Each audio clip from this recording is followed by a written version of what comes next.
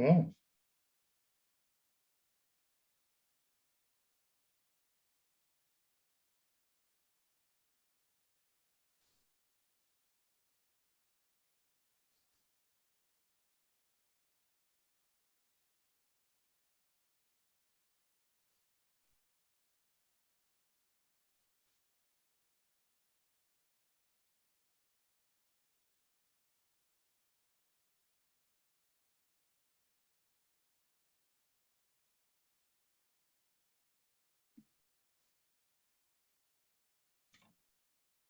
hey, can anyone hear me? I can hear you, Nathan. All right. There's a bunch of people in the way. I'm just going to admit all. Yeah.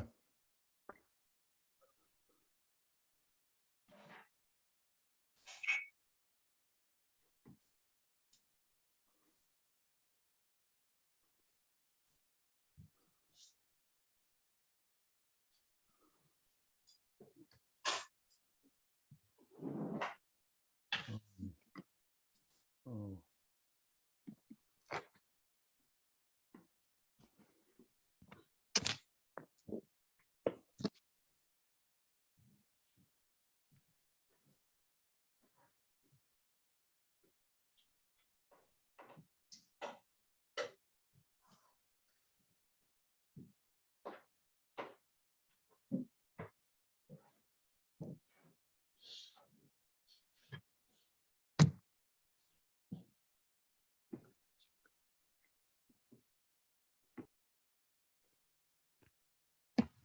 Hello, Deacon. This is Robert. Robert, you're here.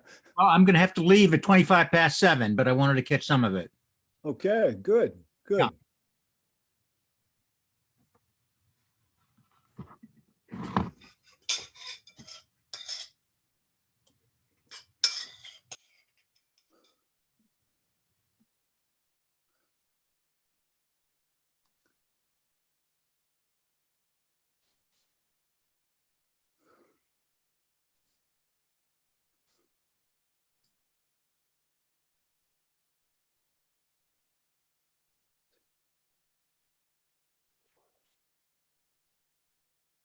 Um,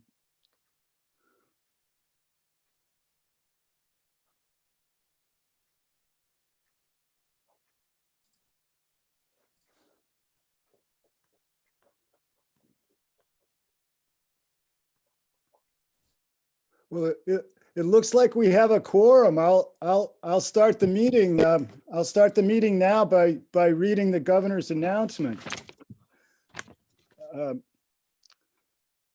Following the governor's restrictions on public meetings, this meeting is being held virtually using zoom.com for remote participation. Public may access it following the instructions on the meeting's agenda posted on the town calendar. If despite our best efforts, we are not able to provide real-time access, the public can request a recording of the meeting by contacting clerk. That's wonderful. And I think the first thing I'd like to do is to introduce our new land use secretary, Lisa Stratford.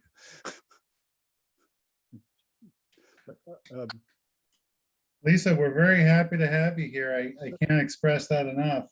Thank you. And I'm not sure why it says meeting host on my picture, but I'm happy to know that you are the meeting host. Well, it's 6 to 1, half dozen the other, and I'm actually going to change my name. And you can as well.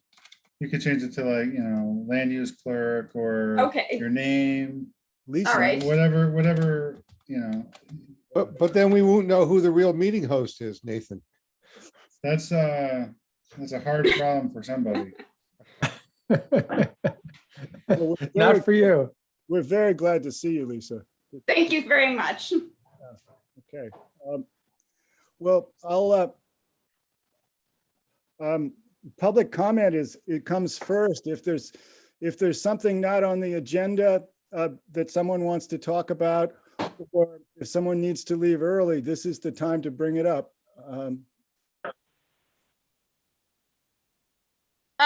My name is Mayor Fox. I got a notice from the association, the Lake Wales Association, about the possibly the planning board in connection with the ZBA lowering the heights of buildings at Lake Wyola. And I just, unfortunately, I never got a chance to catch up to see what that's all about. I didn't know if anybody could explain that.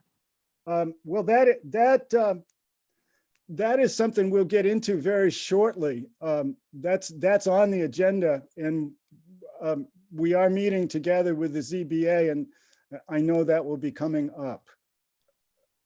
So if we could, if you could wait, we'll just deal with Stacy Theriot and her concerns first, and try to get to that, and your issue will be next. Oh, it's not my issue. I was just asking. Thank you, though. No. So Stacy, why don't you say a couple of sentences about what your issue is? Okay. Hi guys, I'm Stacy. I am looking into a little parcel on Lake Wyola that I'm hoping to find out if it's buildable, that I could build myself a small little art studio house, and trying to find enough space, with respecting the lake and the land and anything else that comes with it. So yeah.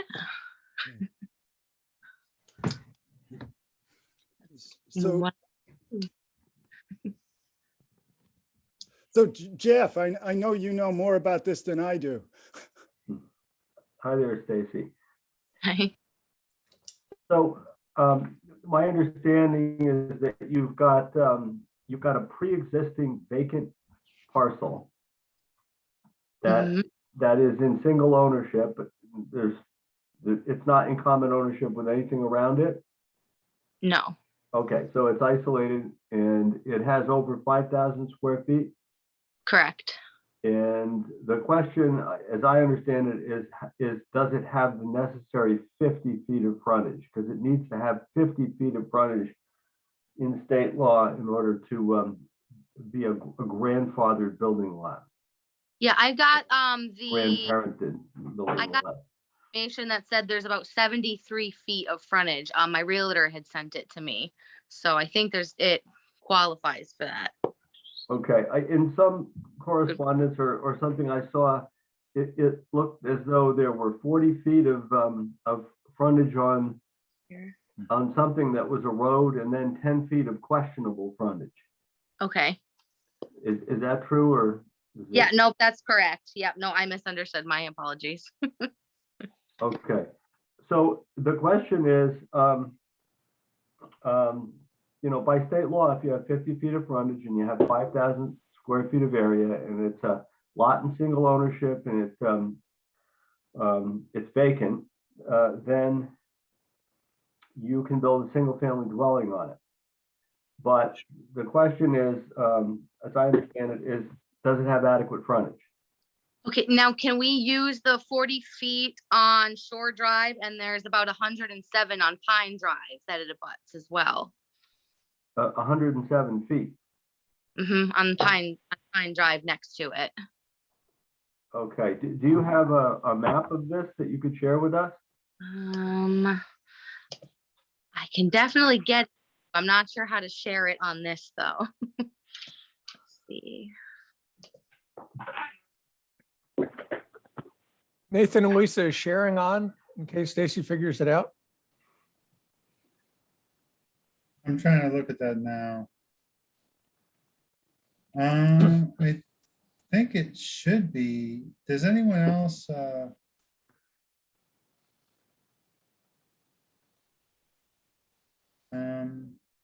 So like, is it like Michael? Do you see the share button on your screen? Yeah, Okay, so Stacy, there's a. but it says host disabled participant. Yeah, So, only the host can enable it. yeah, Okay. so I can see the button, but I can't share. So Lisa, do you see the share screen button at the Okay, bottom of the Zoom? I do. Yep. And when you click on that, does it say share with others? It says screen, whiteboard, iPad, Oh, and share. Okay, so hit share. There you And go. Alright. Stacy, you should be able to share now.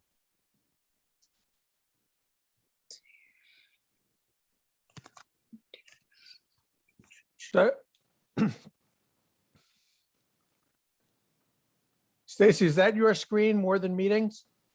No, unfortunately, that's my screen. I don't know why I have that up. That's my Um, screen too. Okay. So Stacy, weird. if you unshare, It says I'm viewing land use clerk Lisa's screen. Okay, click unshare again, Lisa, if you would. I don't see it. There we go. Let me see something here. Actually, that was Okay. not my screen. yeah. Yeah, So it I is. think Stacy, Stacy should be able to share now. yeah, but she has to have the screen, the map on her screen before she hits the share button. Otherwise, she'll share whatever's on her screen. Yeah, because I've got the photo. I just don't know how to get it. Because I don't see a share button. I'm gonna just look at the, The other thing you might do, Stacy, is Lisa, if you gave Stacy your email address, she emailed it to you, you could share, then you could show it on your screen. Yeah. to us. Or do we know the lot number? ZB416. CB416. If we talk, I can try to find it on the assessor's page and share it with everybody. Share, Michael, Huh? can you share your screen? I have to get to the assessor's page, but then if Nathan lets me share, I could do that. you should be able to share now. Okay. Oh, yeah, Nathan's enabled it. So actually, Stacy should be able to share now too. Stacy, you're muted. Stacy, if you click your share button now and unmute yourself. She's trying to figure it out. She's got somebody. Okay, for- no, I got the share button just popped up. I'm just trying to get the photo. That, There we go. all right, all right. I think I got it. Cool. And can you use your cursor to point to what we're supposed to be looking at? It's parcel 416.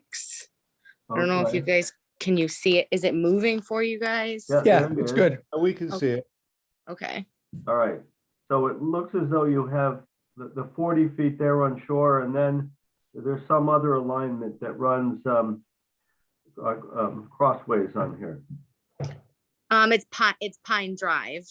Okay, so, That little cross street is Pine Drive.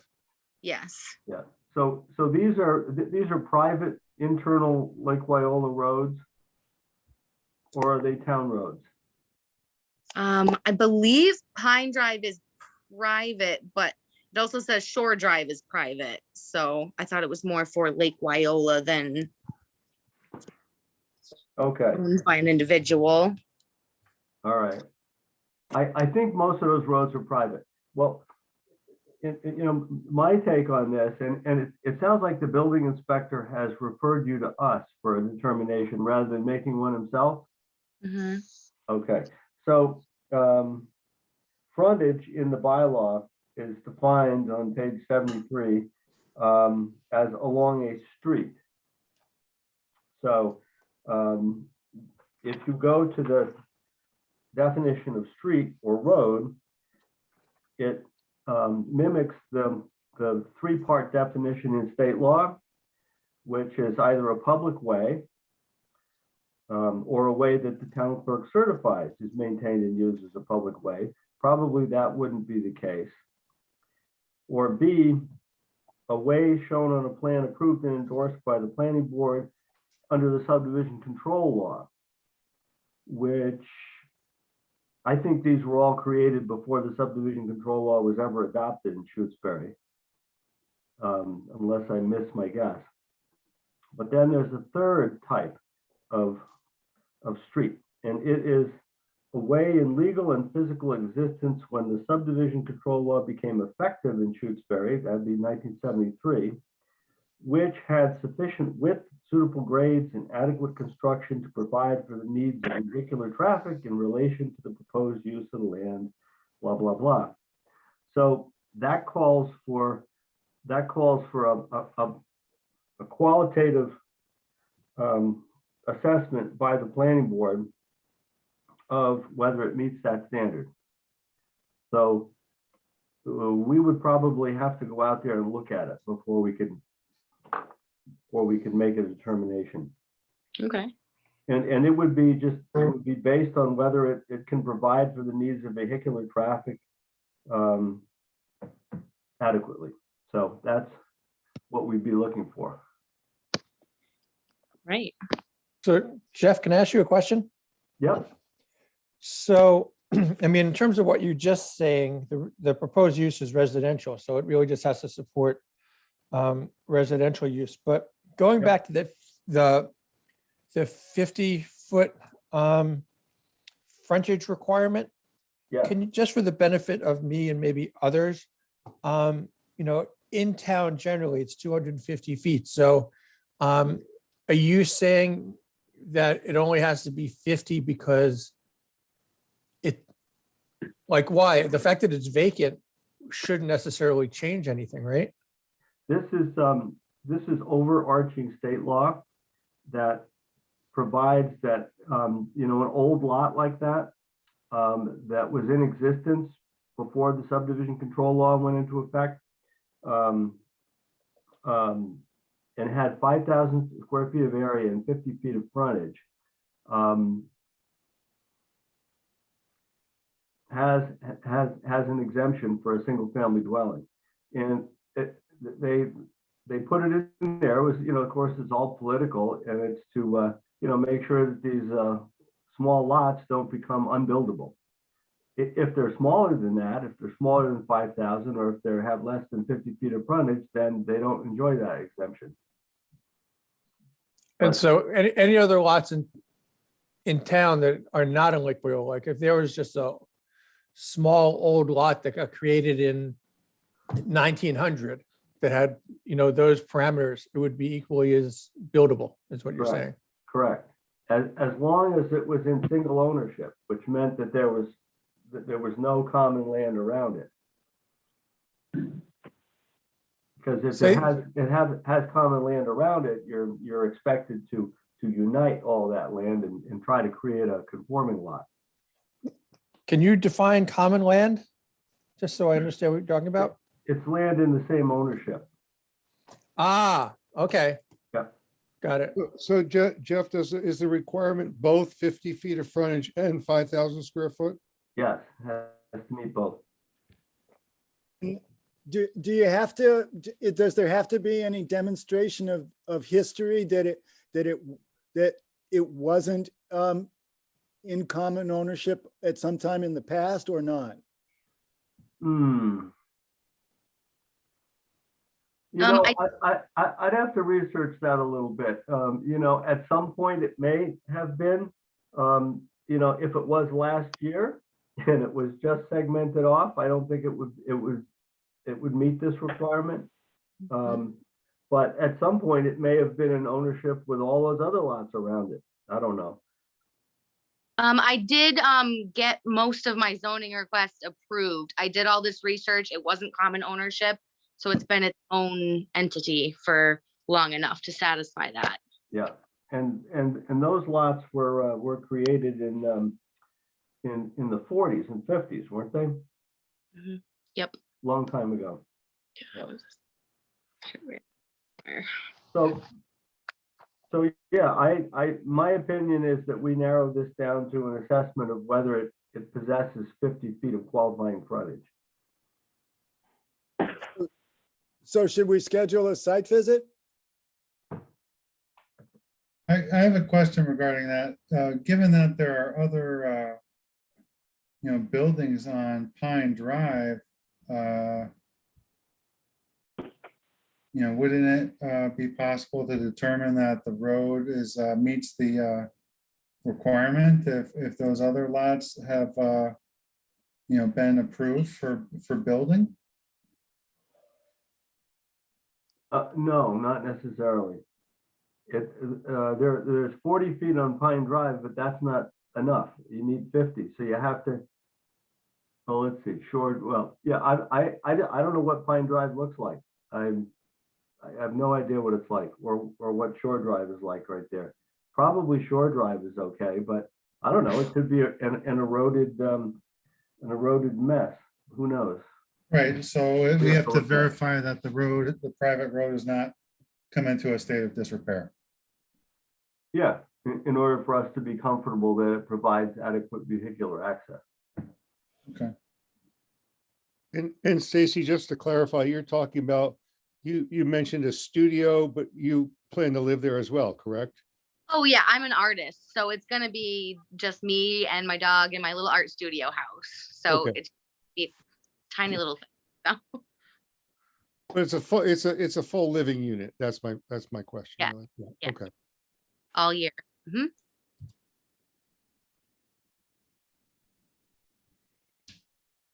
So just in terms of process, if we scheduled the site visit, is it then what we would do is we would come back to a meeting, assuming next month, and make an official determination in open meeting?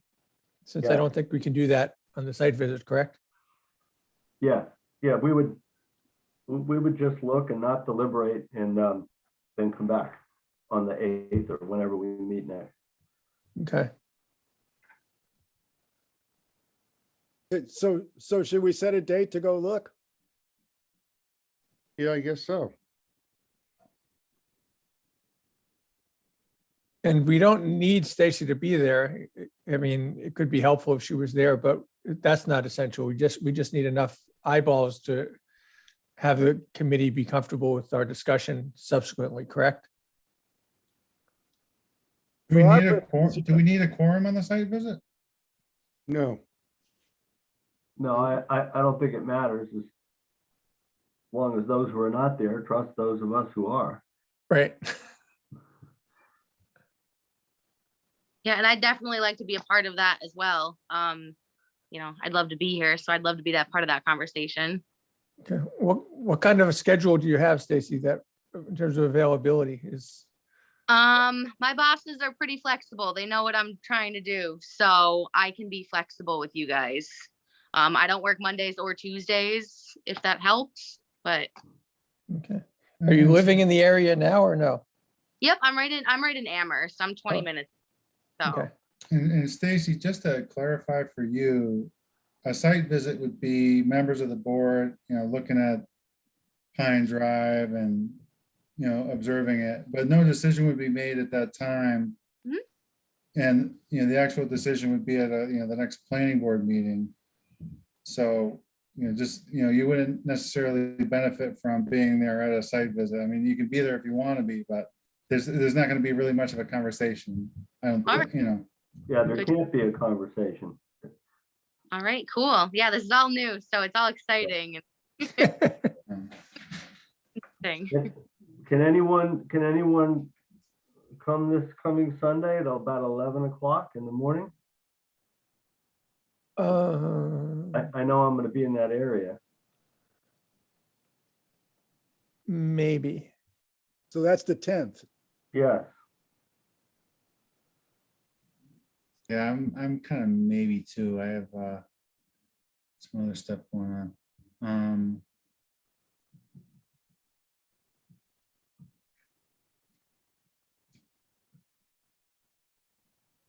That was the only date that sort of matched up with something that I was doing in that area. But, if anybody else wants to throw something out. I'm okay for the 10th. I'm fine with that too. Well, if there's three of you who can definitely make it and two maybes, we can go with that. We'll take pictures. Cool. And you said 11, Jeff, right? 11 would be good, yeah. Awesome. Okay, So this is Shore and Pine. right. Lot Okay. 416. Mhm. Okay. It's on the east side of the lake, looks like. Is there any way to identify it as 416, or is it just the vacant lot on the corner? There's a trailer on it, so Okay. like a little mobile home. Mm-hmm. And there's a for sale sign as well in front of it. Okay. Yeah, Jeff, and also just looking at the, if you're driving down Shore Drive, you know, Pine is at an angle, so it's that one. Yep. Okay, Okay, very good. let's, Thank you for your time, you guys. I appreciate it. well, thank you. Let's move on to our session with the ZBA.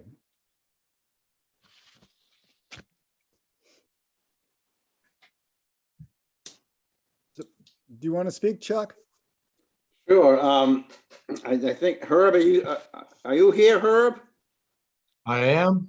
Okay, good. And Jeff's here. Okay, so the three of us and another member that was on the ZBA about a year or so ago, probably a little bit more than that, we started having discussions to see whether or not we could join with the planning board to determine whether or not we can resolve perhaps some disagreements about height issues and some bylaw issues on the lake. So what we didn't want to do is resolve differences in any individual cases. We wanted to resolve it more as a question of policy and bylaw language than to try to use any particular individual case to try to, you know, assert the will of the bylaws, or if the bylaws are not in keeping with a will to perhaps enter into some kind of a dialogue, not only with the planning board, but with especially residents at Lake Wyola as to what they would like to see happen there. And since that time, we've probably had 2 or 3 meetings, the last 2 or 3 zoning board meetings. Many residents of the lake came and started having input about perhaps what should happen. So what I thought, and I think others, and please Herb or Jeff speak, that the zoning board and the planning board would at some point in time, I said then, preferably after COVID, we would take some walks together, you know, and we would go around. I mean, you know, when you think about Lake Wyola, it's not all exactly the same. There are perhaps differences between one side or another. Maybe there's 2 zones or 3 or even 4 zones around Lake Wyola, so they could be treated differently.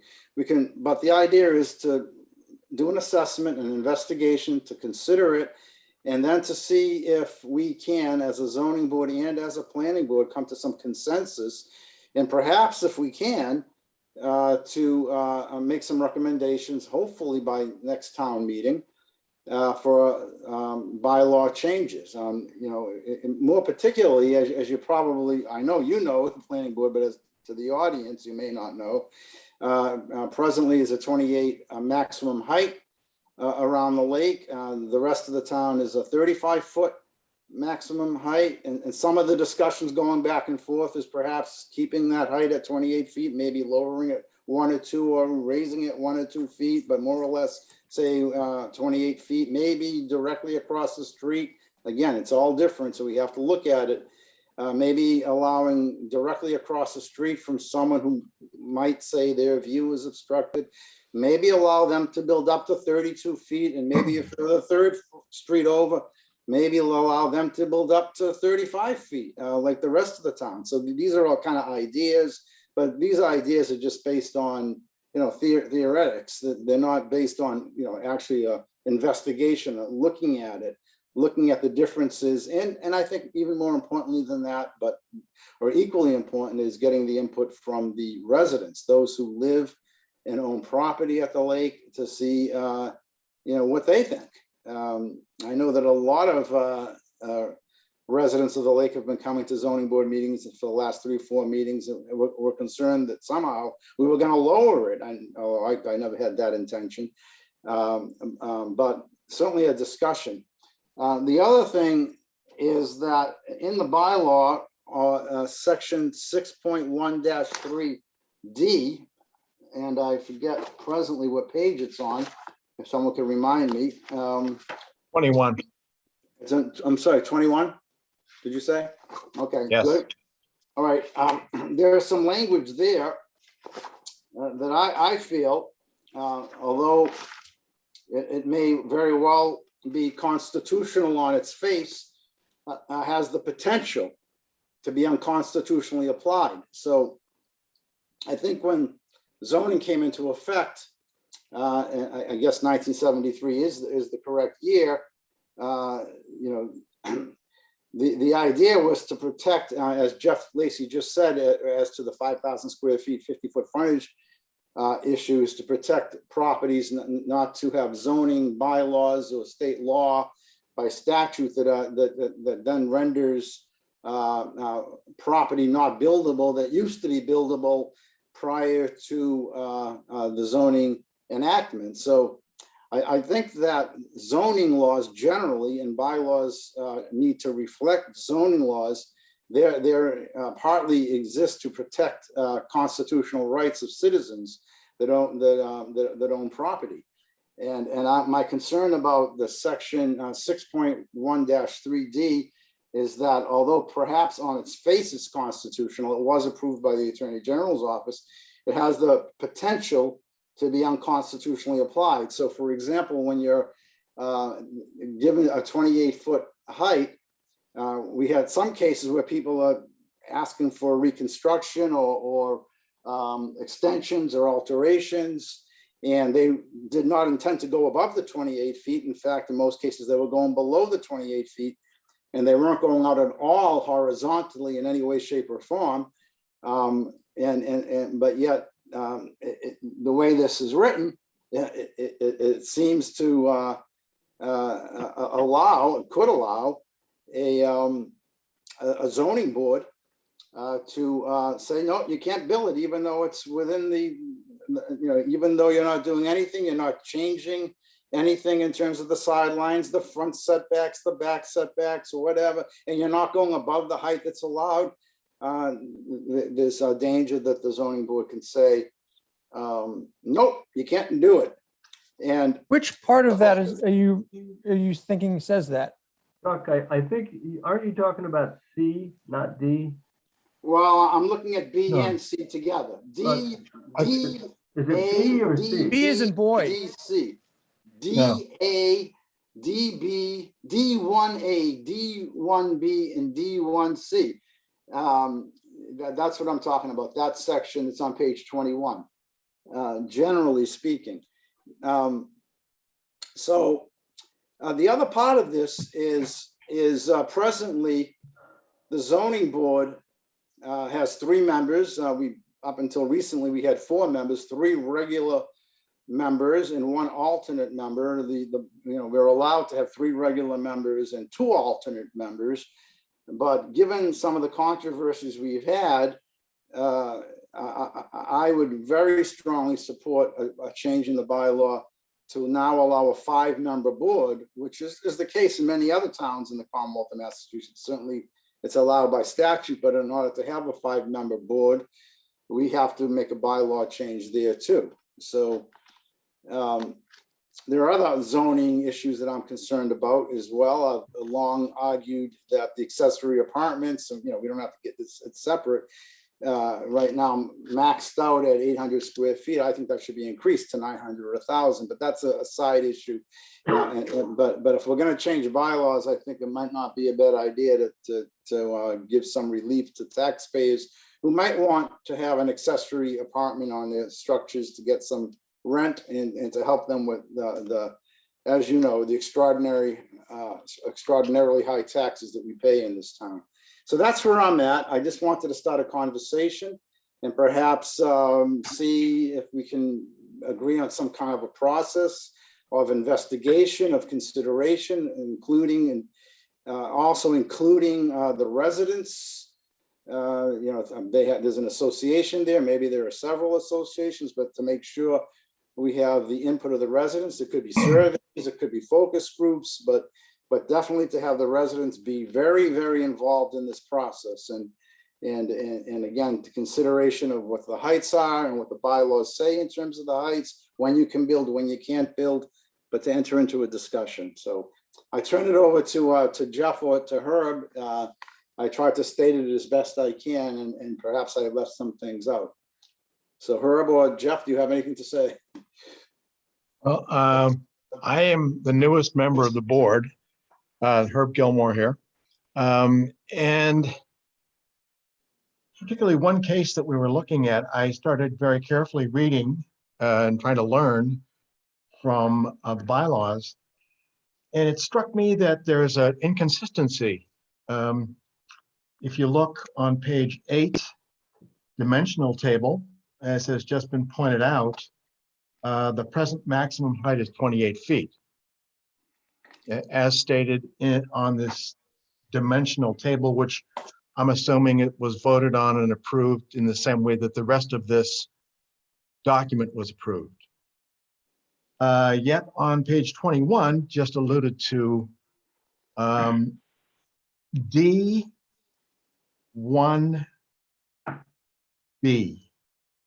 Highest point on the roof line of these changes will be no higher than the highest point on the roof line of the existing structure. So if the existing structure is 25 feet high, they no longer fall under any grandfathered rule of allowing them to build according to this.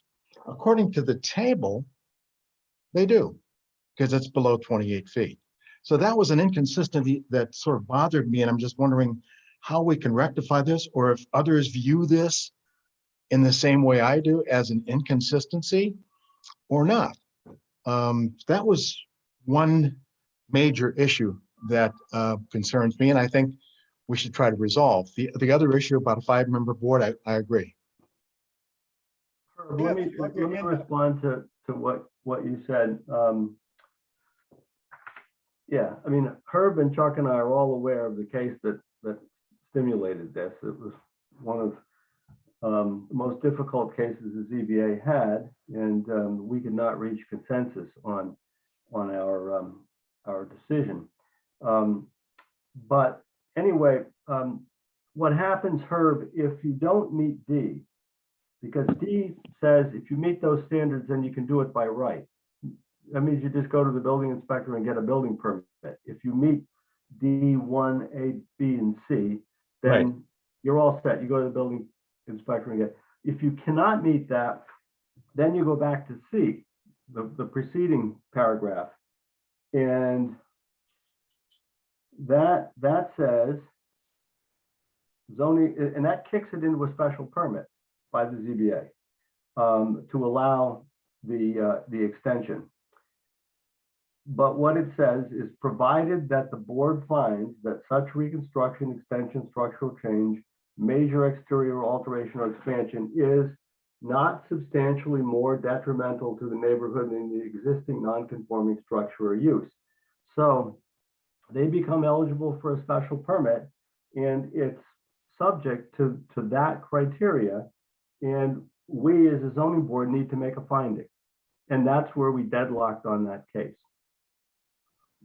One I member could not understand, make that Jeff. finding, and the other Yeah. two could. So what I'm saying is that there is recourse if you don't meet D. And you go back to C and you try C. And you have. Well, my point is, I think that we have arbitrarily, I think, set in B, D1 subcategory B, a limit to the height not higher than the existing height. Now, if that height tends to be lower than the 28 feet, okay, but suppose there were a theoretical possibility that there's a structure out there that is 35 feet high.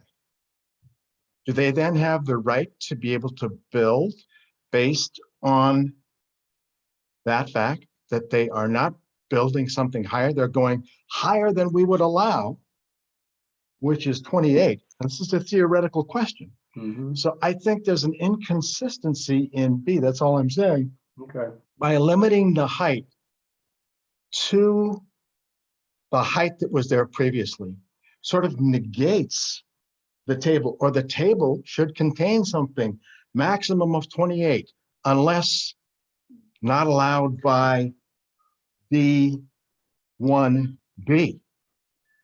This is, I think, where we got into some issue, because folks were coming to us, having read the dimensions, mhm. planned what they were going to build based on those dimensions, yet we're told that, no, you don't, you fall under D1B.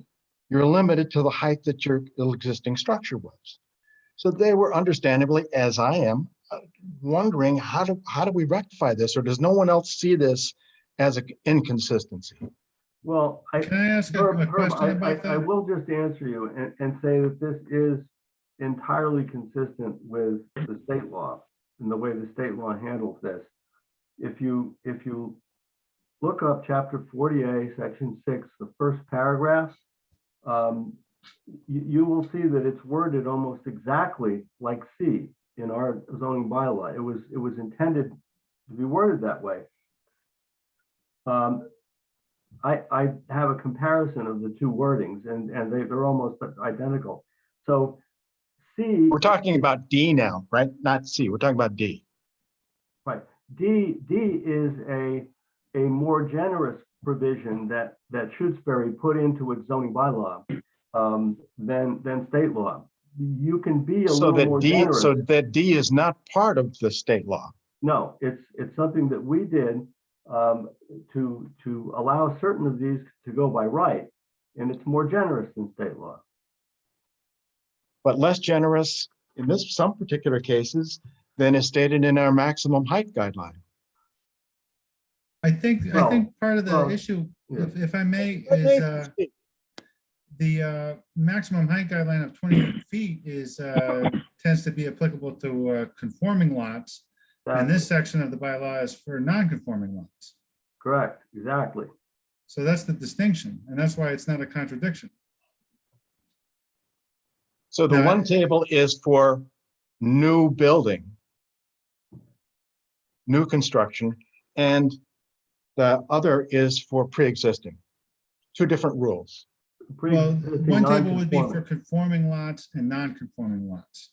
So Right. for a conforming lot, it could be new construction, it could be, new builds onto existing structures, et cetera. But it's a conforming lot.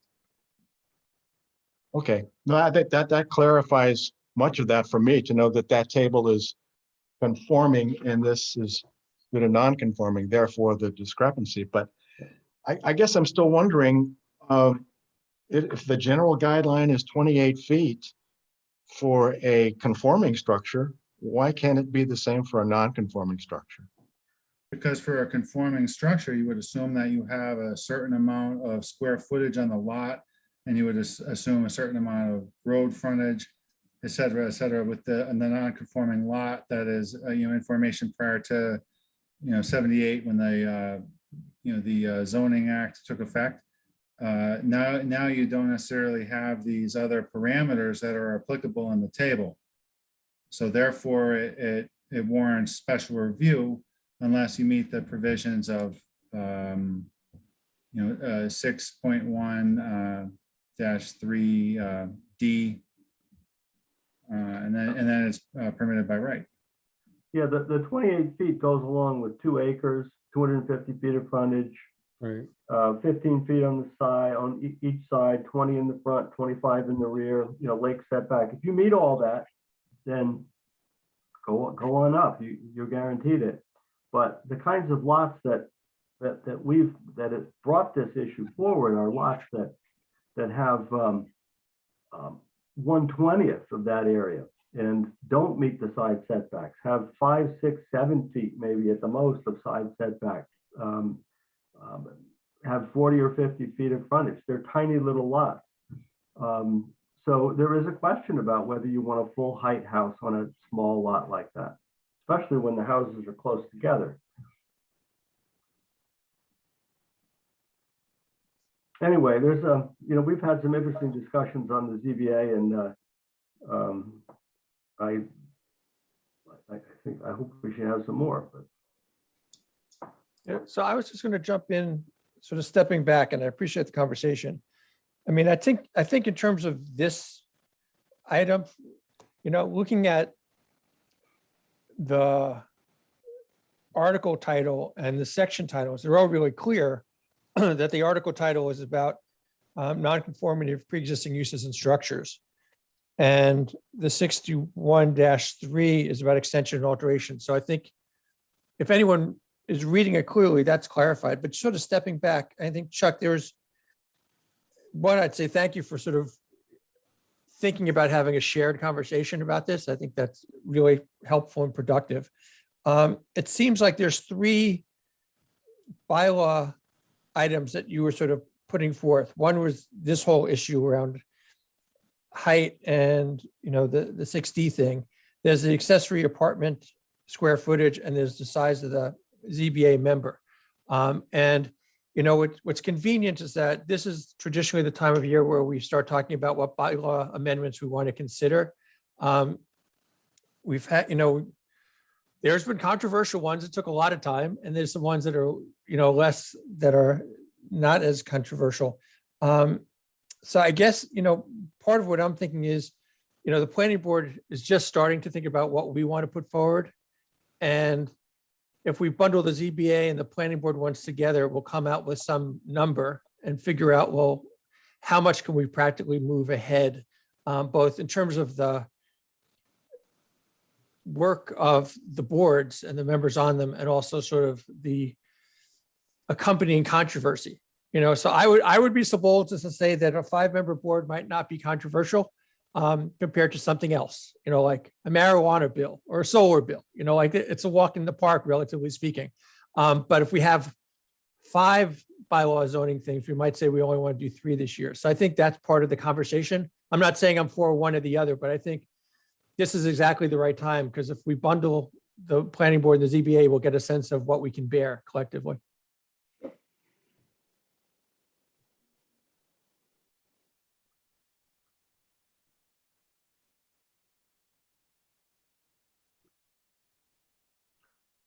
I- Do you I think- wonder- I wonder if we should encourage people to develop amendment text that the boards can review.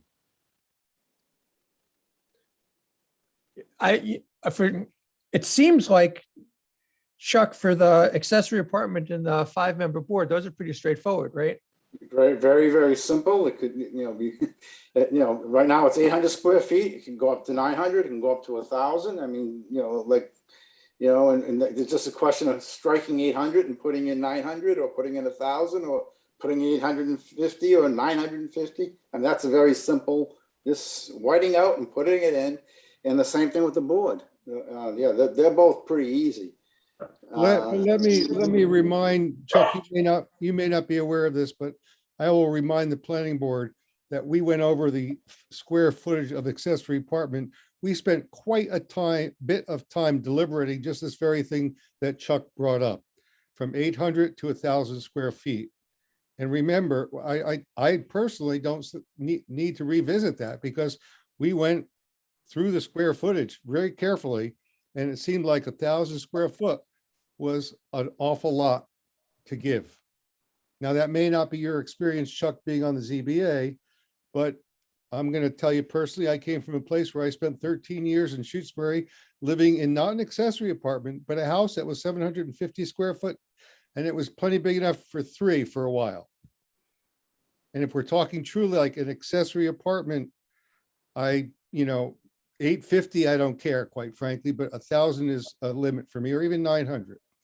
But my point really is, we spent as a board an awful lot of time discussing just that. Steve, when was that? Just so. Oh, Yeah, I was, 2 or 3 years ago. Yeah, much? long before COVID, but yeah, long before yeah, COVID. year before me before then. COVID. Yeah, that idea actually came from the ZBA, and I was more favorable to it than my friend Steve. And I brought it over to the planning board to be discussed, and it didn't really get anywhere at the time. Jeff, can you clarify what you just said? You're like a little bit more favorable to increasing the square footage allowed for accessory apartments? Yes, maybe not 1,000, but I'm more favorable to increasing it above 800 to something. And this was discussed in the ZBA, and then I, as the liaison between the boards, I brought it over. And that was when we discussed it a couple of years ago. Why, Hello, Chuck. Yeah. Hey, Chuck, this is Joe Salvador. Hi, Joe. After your last meeting, I did submit a petition with signatures to increase the board. To 5 members. Yes. Okay, well, I So think that's they- good. They have it at the town.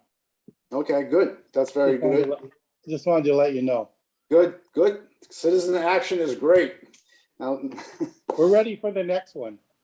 yeah. Well, you know, the issue of the square footage, this bylaw has existed 800 for many, many, many, many years. To me, it's a tax relief issue. I can say this, at times, we have, as a zoning board, have dealt with accessory structures. We had the jurisdiction to do it, and we, you know, something was 825 feet denied, you know, and how do you measure it?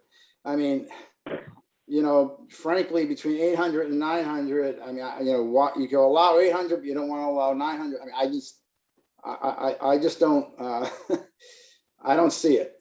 There was one objection I heard that I thought was ridiculous.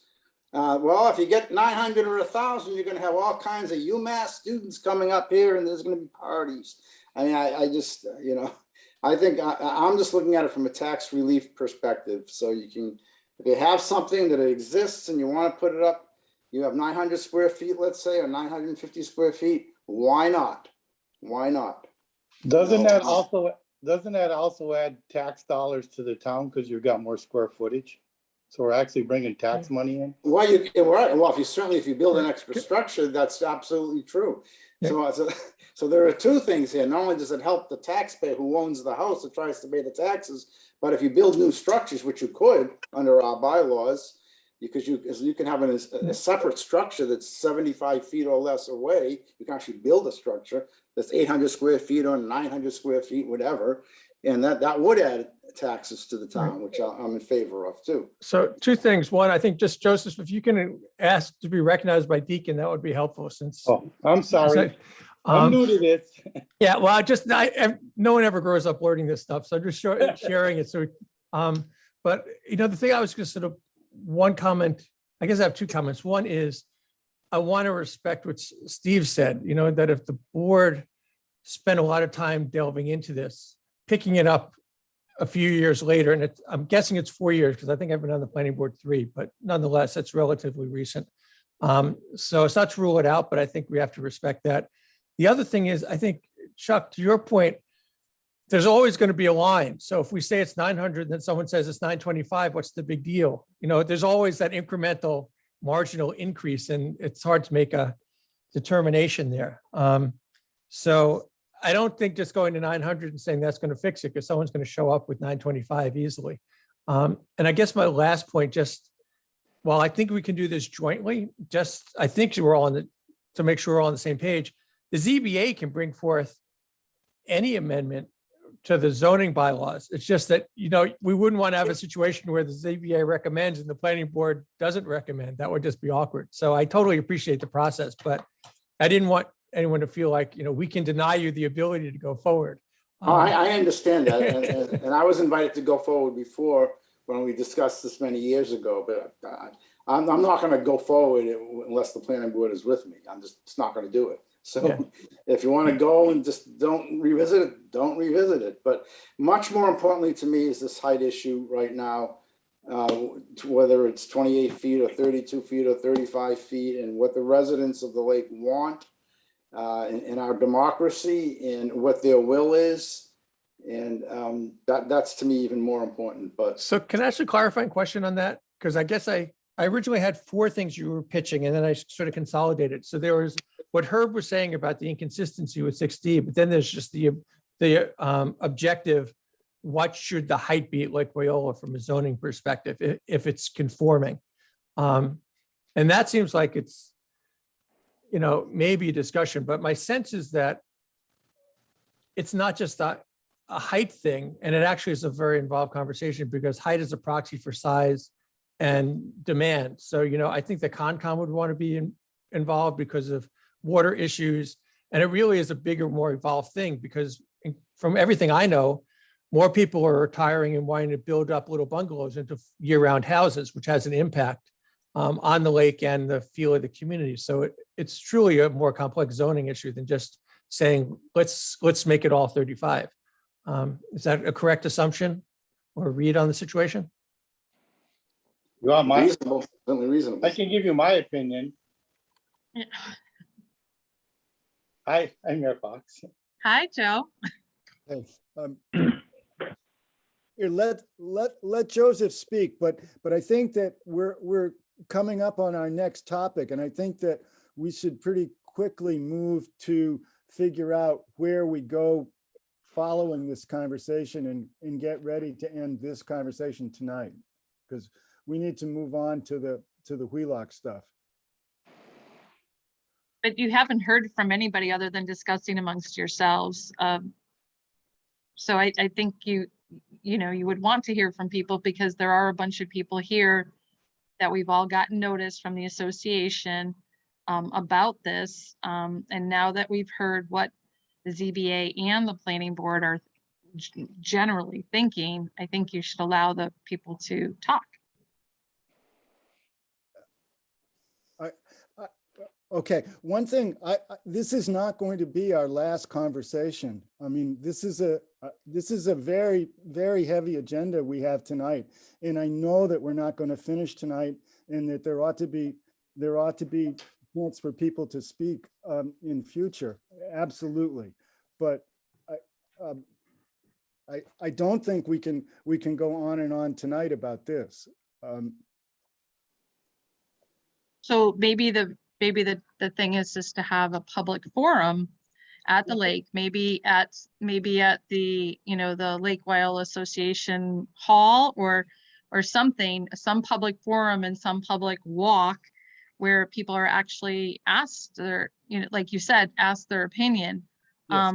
I had some questions. The one thing that I did not hear Chuck talk about was that that I proposed a number of years ago and it was denied, this loophole where if somebody knocks down their home, they can build a higher home without getting a special permit. So is there any talk about closing that loophole between permit and special permit so that, having a 20-foot house be knocked down and then have a new house come in without any notice to neighbors? So is there any chance that that loophole is going to be closed? That's my question. Also, I think it is very important that you walk and look at the different areas of the lake. The west side of the lake, there's many, what we call tiers over here. I'm on conceivably the third tier. I am up on a hill above, the road between me is Great Pines Extension Drive. And then in front of that is Lake Drive. And then there's the lake. So you don't have that on the east side of the lake. You only have that really on the west side of the lake. You don't really have that on the north side of the lake.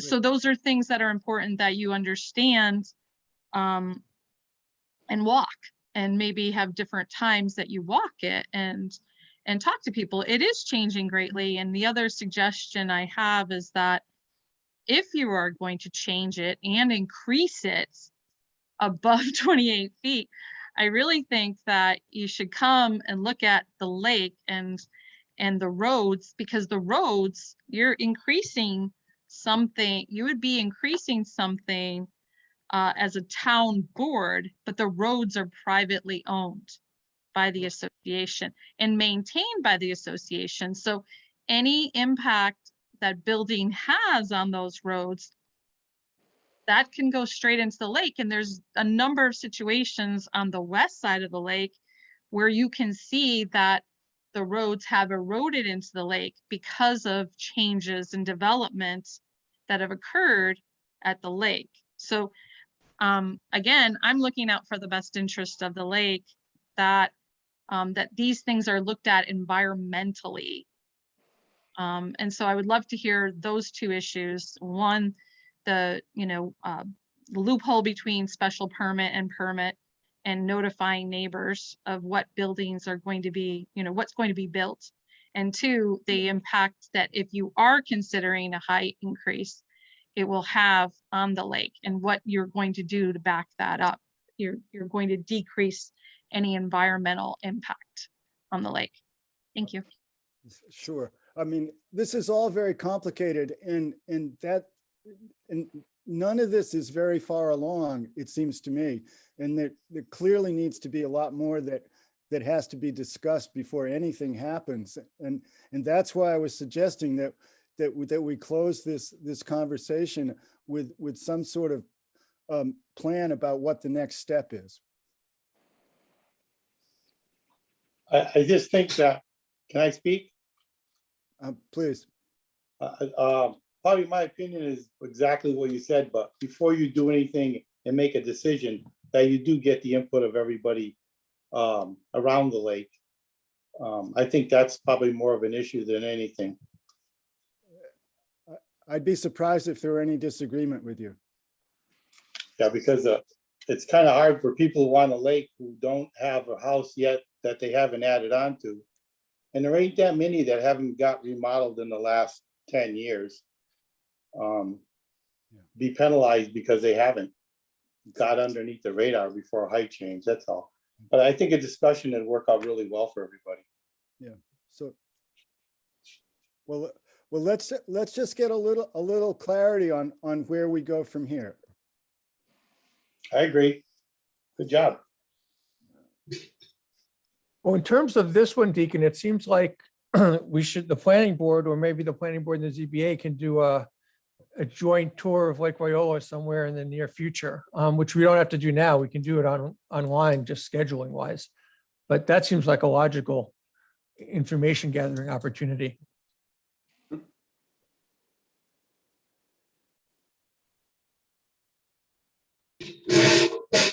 No. Yeah, and perhaps we at the ZBA, next time we meet, could bat around some ideas about just what types of changes might be in order relative to the lake height issue. Do you know when that next meeting would be? It's always ad hoc. Could be October, could be November, probably more like November, but we'll see. I mean, do you guys want to have a meeting that doesn't have a proposal before you? I mean, then just talk? I'll leave that up to the chair. Yeah. That's fine. We can do that, but we can schedule it whenever we can schedule it. November, I'm getting full already, but like early November would be great. I would be more in favor of another joint meeting between the zoning board and the planning board. I think that we've discussed it enough. I think the issues are there. And I think the planning board can help guide us, and we can all guide ourselves. I think trying to do this in a little silo is not going to work as well, I think, as having everybody involved, including the citizens. So the idea of a public forum is good, but I think this meeting to me was very informative, and I'd love to continue to have meetings like this with the whole group on these issues. So I would vote for not having our separate meeting, but having the meeting again jointly. And perhaps, Deacon, you can find some time and the zoning board can show up and the citizens can show up, and that's all that's on the agenda, perhaps. Maybe maybe an A&R or something that could take 10 minutes or something, but. It's not the situation tonight, unfortunately. No, I know it isn't. So I think maybe we should dedicate, a whole meeting, at least an hour and a half at least. Well- But Well, I know that we had talked earlier, we had advanced tonight's meeting to October 4th, having originally thought it should be on the 18th. Is the 18th of this month a good time? I could make a meeting on the 18th, but I would hope that if we have one on the 18th, the agenda's not so crowded. So, Well, we can make sure. I mean, if we have, we can make sure, because we just have a lot of business tonight, and I hope we get through it. But sure. if we plan on something pretty much dedicated to this, it's easier. I can make it on the 18th. I can make it on the 18th. I can. I can. I don't, So, yep. okay. I can make it on the 18th. I You think want it at it's- 6:30? What time do you want it, Deacon? I'd like it at 7. Okay, Better. 6:30, we went tonight with only because we were so busy. okay. Yeah. Okay, 7 o'clock's fine. Fine by me. Okay, Cool. great. Deacon, can I ask you one quick question about that? So we're going to spend most of the time on this height question. I guess the only question is, since there's an active citizen petition for the 5-member board, do we want to include that and get the language that was submitted, or leave that off the table?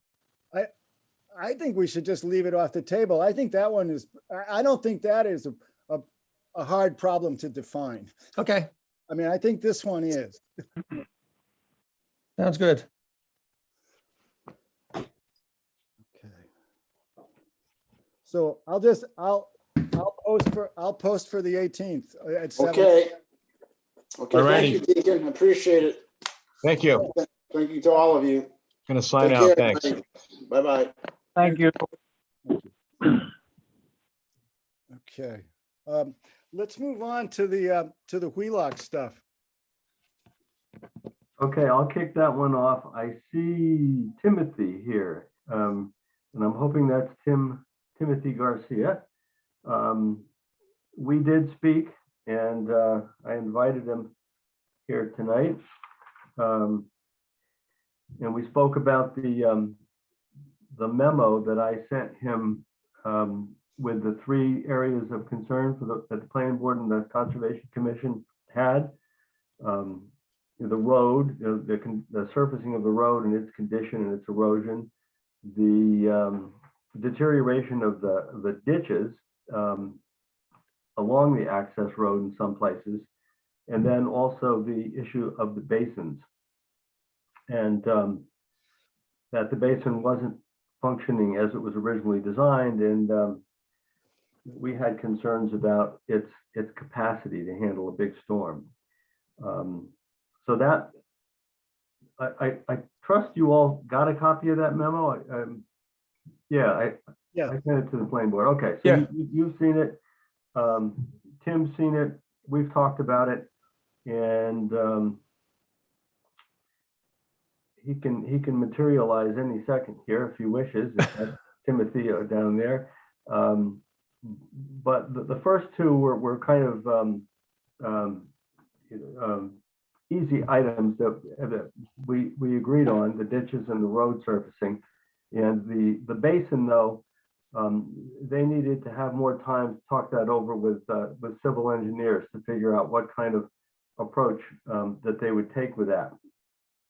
It could be arguing that it was adequate as it is. It could be, let's turn it into a retention basin, which is what it was supposed to be when it was designed and approved. Or let's switch it over to a detention basin and put in the piping that make that work. So those were all things that they were thinking about, and we're going to discuss with their engineer. Tim, is that you? That is. Can everybody hear me? Oh, there he is. Yeah. Can you do your picture? Is that possible? I cannot. My IT group actually blocks any pictures on the Zoom meetings. I have to dial in pretty much and Wow. go from there. Oh, so you're I not the apologize Timothy. for that. Okay. You're the 561 number. Yes. Oh, yeah. Got Yeah, it. that's my phone number. Okay, cool. So yeah, just to touch base, Jeff kind of hit it on the head. you know, we were absolutely expecting you guys to come up and mention particularly issues number 1 and 2 from the memo, which is the access drive and the ditches that are going alongside, both of which our operations group, you know, knew about. We were planning on addressing. Just to kind of give a brief update, even since we spoke, Jeff. We are planning on getting some light grading and to kind of reinforce the ditches just for the winter time frame until we get like a more permanent solution in place. We thought that was quicker. I'll admit, they did tell me it was more of a just to kind of reinforce things, because obviously when we were out there, the road looked pretty bad. You know, it looked pretty bad, and we want to just kind of get things up to a serviceable state over the winter months, of course. The third issue, the basin, we've been kind of teetering around different ideas. We are not going forward with anything. We will discuss with the town civil engineer before we actually move forward with fixing the basin. Or when I say fix, I mean, you know, really coming up with what the go forward plan is.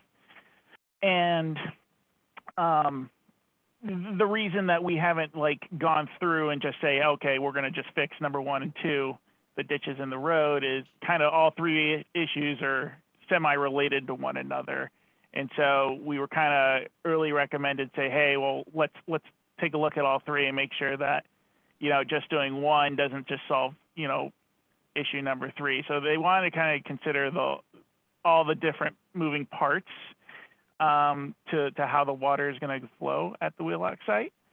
You know, that being said, we are kind of reinforcing the roads right away, because obviously that's more of a safety issue for our team, and we want to get out there and at least fix those.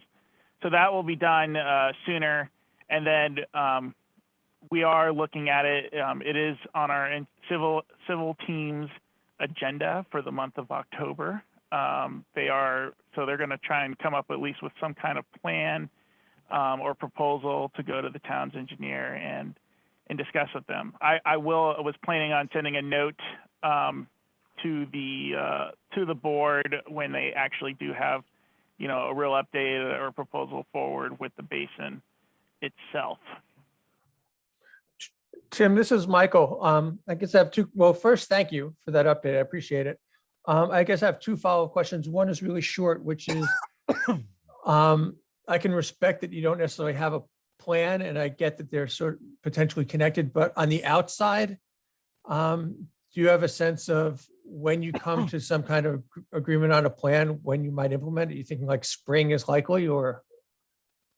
Yeah, so granted, I am not a civil engineer, so I don't know what's doable during the winter. I think, yes, spring would definitely be likely, given the, you know, depending on how much digging ends up needing to happen out there. Right. You know, and that's just really for probably the basin side. Again, I'm going to push for them, you know, sooner rather than later, but it'll get to a certain point where we're at this point in the year where, you know, it might be too hard to try and dig through the ground and move dirt that way. Yeah. So, but I am going to touch base with them and see what we can do. Cool. And then the second question, I mean, you sort of addressed it by saying that, you know, all 3 issues are somewhat related. And I get, you know, I appreciate that you're going to address both the access drive and the ditches. Is part of this analysis going to be figuring out why there's so much erosion, you know, so we get to the root cause and we don't just sort of fix something that then erodes again? Yeah, so our civil team will probably do some of that kind of root cause analysis to see like what was going on. Maybe during construction of the site, you know, it got kind of overfilled, and now that the site's kind of steadied in terms of the construction side of things, we should see a more realistic and long-term view of what's happening and dig those deep, you know, maybe we just need a deeper ditch, for example, and go from there. Maybe it filled in a little bit during the construction, and that's why they're, you know, probably need to be a little bit more reinforced. They are planning on trying to take this issue, look at it, and see maybe what could have happened, and go from there. Because obviously, what's there now is not good enough. So. Yeah, Tim, as I recall, being out on that site all the while it was being constructed, is the ditches were dug, but they were never really lined or finished. They were dug, and they worked, but they weren't hardened. So water running through them just eroded them out. Yep. So I think, you know, and so they were never really constructed properly. Yep, actually, it was probably one of the first things.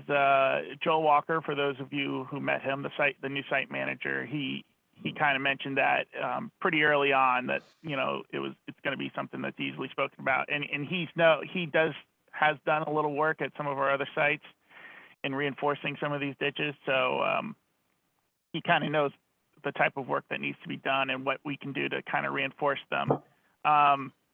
He is trying to kind of tackle a little bit, I wouldn't say a permanent solution to reinforcing the ditches, but along with our kind of Band-Aid approach to try and repair the roads, he's going to try and at least reinforce them a little bit with a temporary solution in order to kind of get through the months until we do something more permanent.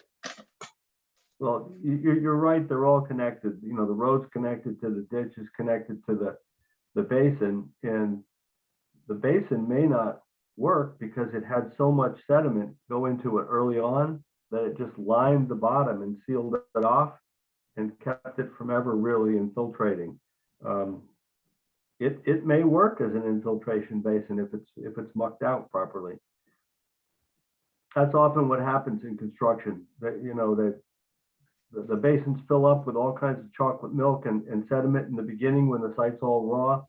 And then when the site stabilizes, they go and muck the basins out and they get mostly clear water, and then it infiltrates. So.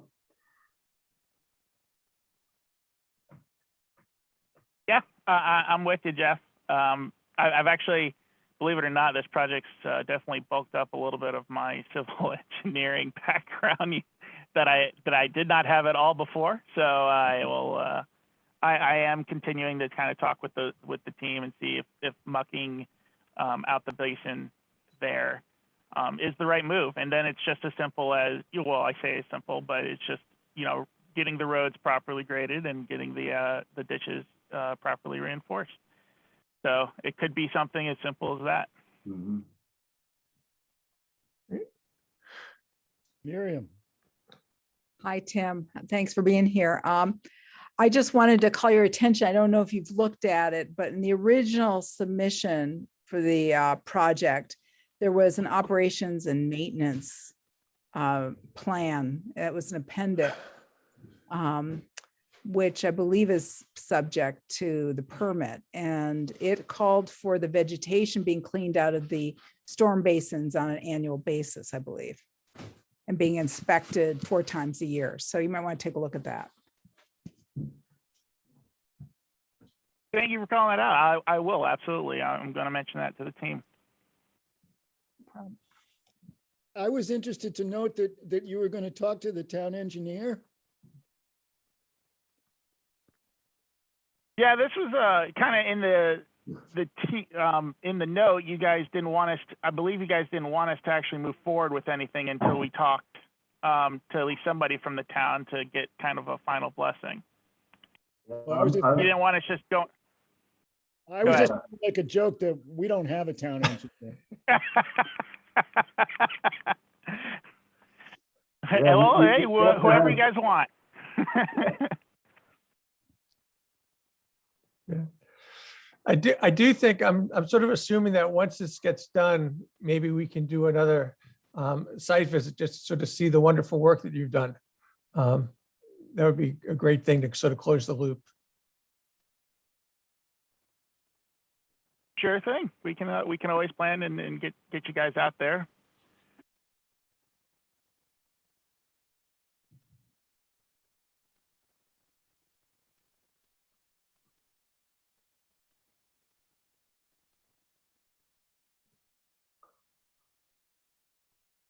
I don't hear anybody talking. You, Not just you, Deacon. It's I wasn't hearing anything either. I was starting to check my phone. Deacon, that means You you guys have any other? I did have a word. Do you guys have any other questions for me? I think the only thing I would just remind you that February 15th is the next annual report, so we can actually get in cycle. Which I'm assuming you have in your calendar, but it seems like a good opportunity just to sort of call it out. So Not a problem at all. I do have it on my calendar, February 15th. Between Joel and I, we'll get it over to you. So Tim, this is Jeff. Before you go, you said that this is on your civil team's agenda for October. We're having a planning board meeting, I assume, on November 8th. Would you be able to report back to us as to what conclusions you've reached about the basin by then? I am hoping so. Yeah, I can do that if it's November 8th. I assume at like 7 or 7:30. I can check the town's website too.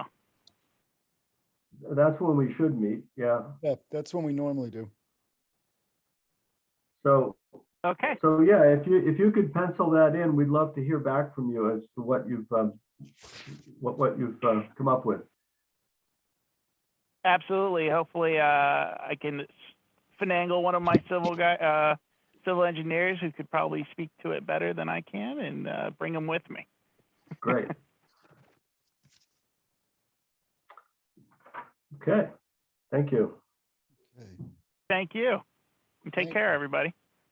So yeah, Good night. Night. Night.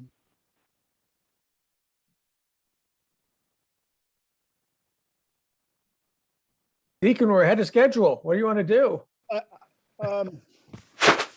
Right now, my screen is showing something it shouldn't. Well, why don't we just start talking about the associate members?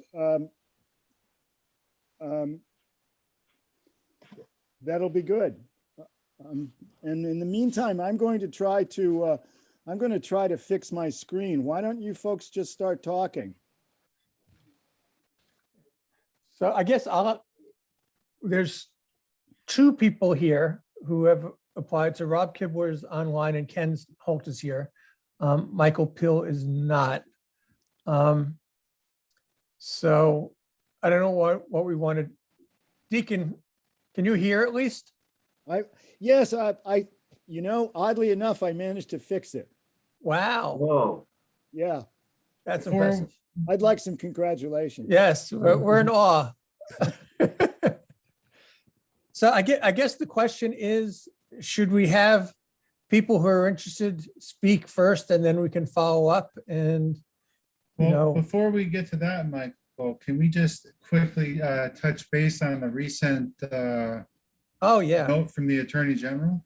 that would be That should smart. be part of the discussion. Yes, Yeah. absolutely. So that being the case, has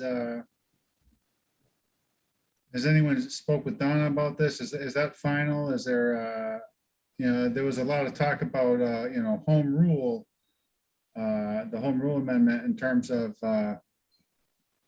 granting other items to planning boards, the associate members, right? Like, site plan review, so on and so forth. Michael did his research. There were other towns that had bylaws that had, language that, I thought, included other responsibilities besides just special permits. I see Jeff wants to talk. Jeff's got his pencil in there. I couldn't resist. I called Bob Ritchie today, and because he was in charge of the municipal law unit for 15 years and signed these letters that went out to communities, and his take is different than the take that was in that letter. And it was his explanation was more subtle than what I was thinking. And what he said was that that portion of state law It says you can have associate members when you're a special permit granting authority. And that sort of his interpretation of that is if you're talking about something that's in state law, like special permits or like subdivisions, or any other type of permitting action that's in state law, then the only thing you can use associates for are the special permits. But for anything else that is enabled by home rule, such as site plan review or Bylaw review. Special task force, even making a quorum for the purposes of just having a meeting and discussing things, the associates can be used. That's his impression. So I got him going on that today, and I shipped him the letter. He's going to look at it. He knows the woman who wrote it very well, and I don't know. Maybe Bob and I'll call her or something and lay out this other approach, because he thought that they were interpreting it way too narrowly in view of the home rule amendment. So Yeah, I would, just to jump in, I mean, I was surprised, because I agree, I mean, I'm not a lawyer, but given, like Nathan said, I did my research. I think it was a real narrow interpretation. And I felt like I was very good. I sat on my hands and I didn't email Donna to see what she thought, because we're not supposed to do that as just old members. But especially, Jeff, listening to what you just said, it would be great to check with Donna and then thinking about pushing back, because, there's lots of reasons why we need this. I mean, the immediate need is special permit, but I think it really is narrow, and it doesn't hold water compared to other towns that, have bylaws like this. Yeah.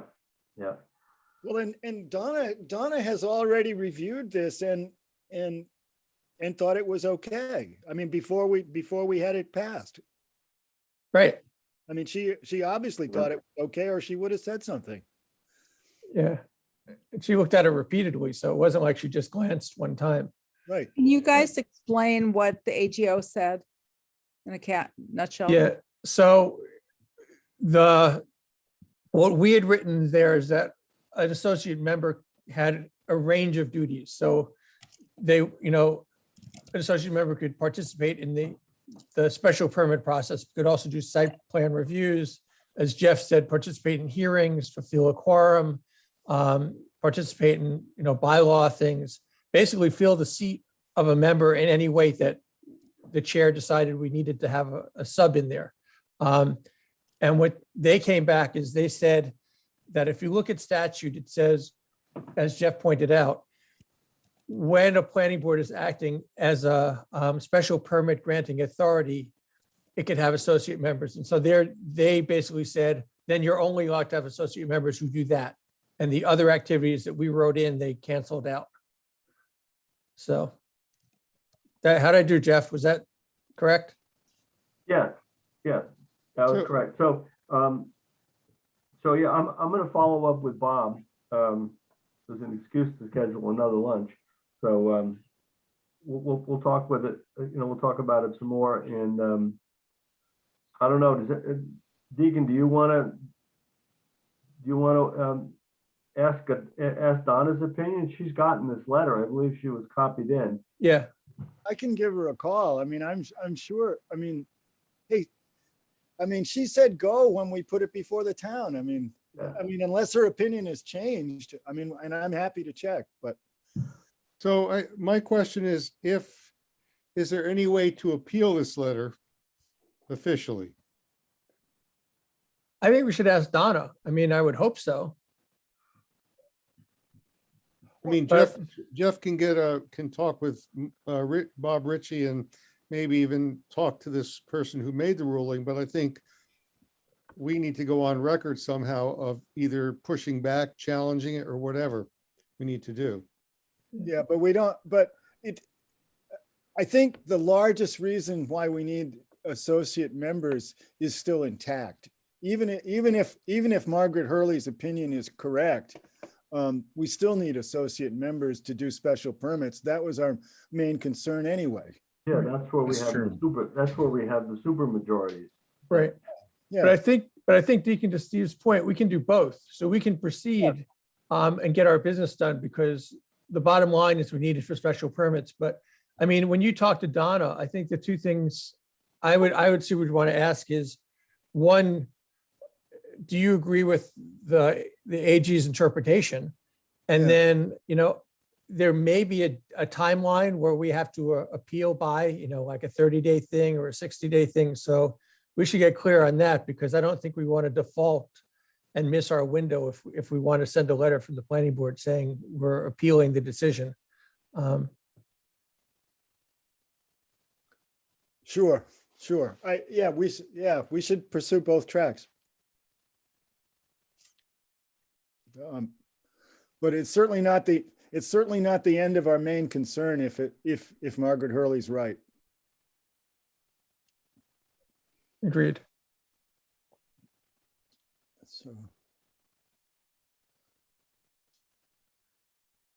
So if we're shifting gears, I think maybe the thing I would offer up is just to sort of review what the process is by the intact part of the bylaw in terms of associate member selection and all.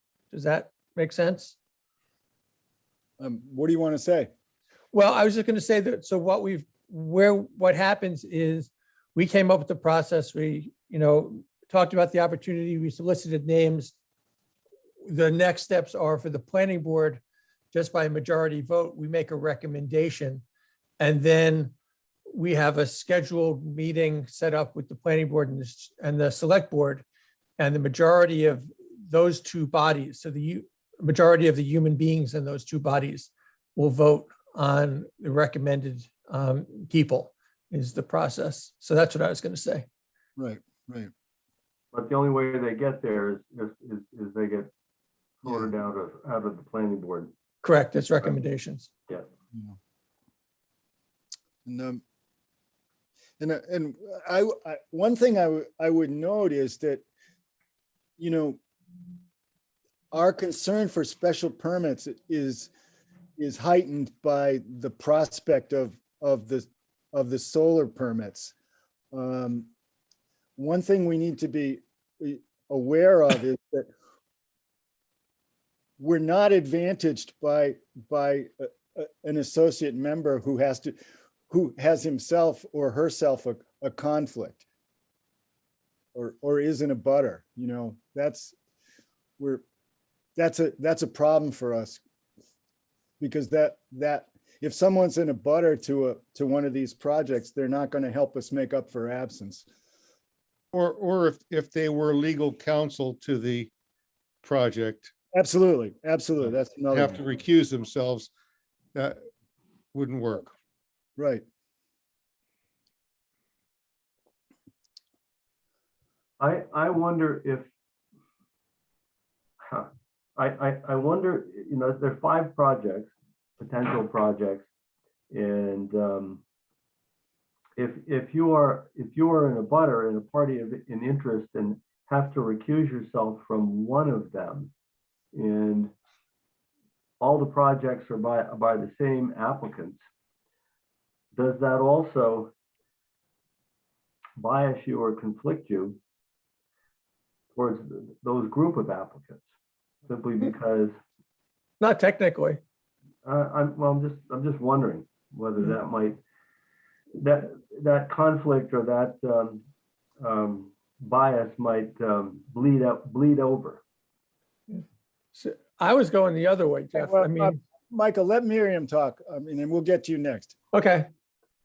So I went through an ethics process to review that exact issue, Jeff. And what they said is if you are in a butter, you have an actual financial presumed conflict of interest. If there are other projects being submitted by the same applicant as the applicant from which you're in a butter, it is not a conflict, it's the appearance of a conflict. And you have to file a 23B disclosure form. Just as a brazen, biased, and subjective plug for one of these applicants, I'll just note that our property has been appraised and already gone through a conflict of interest review process by the ethics board. So I am unrecused for the tract that we are abutters for. I won't say anymore. Well, I'm glad I went after Miriam because now I have 2 points. I mean, one is just, I think for everyone, you know, the way the state defines conflict of interest is financial. That's the only definition. So the layperson's conflict of interest is not a conflict of interest, technically speaking. But where I was going to go is even if someone has a financial conflict of interest, if we have 2 associate members and they're geographically spaced so that they're not abutters to the same project, we have at least one more person. You know, granted, it's always better if we have no conflict of interest and no recusals, but I think we can get by based on interest as long as they're not both having to recuse at the same time. I think, you know, just to Steve's point, you can't be recused on all of them because then that the net is zero benefit to the committee. Yeah, I mean, we are down one all the time because Nathan's down all the time on these solar projects. So we're always, I mean, I think for any of them, we're going to want an associate member. That's all.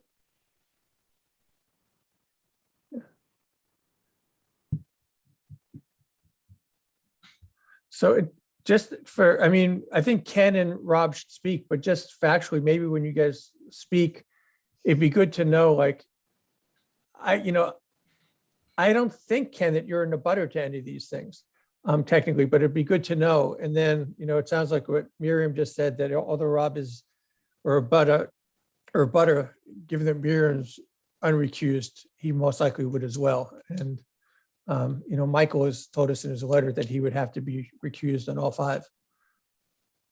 Well, let me clarify about Rob and Miriam. Did they go through the same appraisal process you did? I did. We got the appraisal done of our property and then went through a review process. It was approved by the AGO, the Ethics Commission. Okay, so then Rob would not have to recuse. No, as long as he went through that process and filled out, well, he can use the appraisal because it was just done a month ago. But he'd have to do the paperwork and do the review. It's the same house, same property. Same property.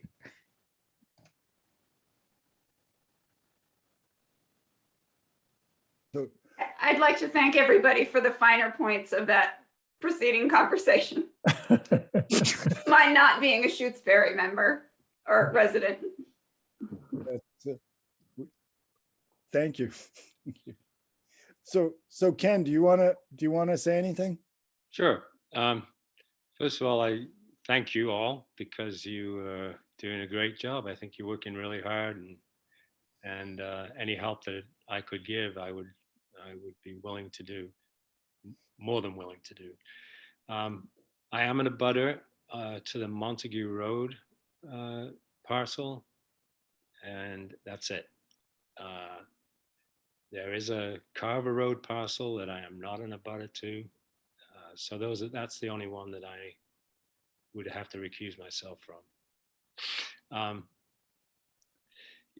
You know, I think in the statement I made to the board, I don't think any of you think that much differently at all, that we need science to answer our questions. I think we need the expertise of people who are going to tell us about the threats of sedimentation pollution, the environmental impacts and so forth. So, you know, I listen to people and I try to not be too emotional about these things. So, you know, I would love to help. I would love to be involved. And is there anything else you want to know?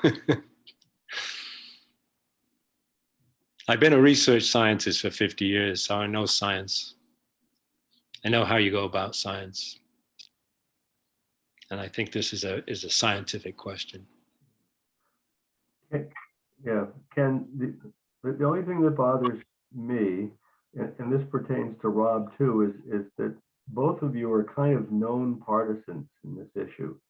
And, you know, I've read what you have written, and I believe it was in the paper and elsewhere. And you've really come out against these projects. So, and I've seen Rob alongside Miriam for years, and so both of you guys, you know, all else being equal, I'd love to have you on the planning board, but it troubles me that you're coming on as people who've already gone out with opinions on these projects, and I think it's fine to get elected that way. As a partisan, but maybe not appointed that way. So, Two my things. reservation. Two things, Jeff. The first is that in all the articles that I wrote, science was first. We need to know what happens when you do these projects. Yes, I am biased. I admit that I'm biased. You're all biased. We all have biases. There's not a person on this screen here who doesn't have a bias. So, you know, I'm absolutely honest when I say I will listen to the science. If the science says it's okay for you to build these solar complexes because it's not going to do any damage to our environment, it's not going to do any damage to our homes, it's not going to do any damage to our families, it's not going to do any damage to our community, then I will go with that science. Can I jump in? What's that? I was just going to jump in, but if you're finished, I don't know if you're done. No, go ahead. Yeah, I was just going to throw out, you know, over my public service career, I definitely had opinions. I think, you know, the one thing that I would look at, I hear what you're saying, Jeff. I think for me, what's more important is that the people that we would be recommending are people who, you know, have integrity and maturity, and when they put on the public official hat, are able to sort of separate what might be personal opinion from a public role. So, you know, I've got a whole bunch of opinions, but, you know, it's imperative for me when I'm fulfilling that role to sort of fulfill the role the way you're responsible to sort of, you know, take in information, be fair-minded, and, you know, not come out of the gates with an agenda, not fulfill your duties. So, I mean, at least with, you know, from what I know of Ken and Rob over the years, I think, you know, they're both responsible people who would take that responsibility seriously, regardless of, you know, what they might be thinking personally. Because you can, I mean, I can make a decision that's counter to my personal beliefs because I think it's the responsible thing to do.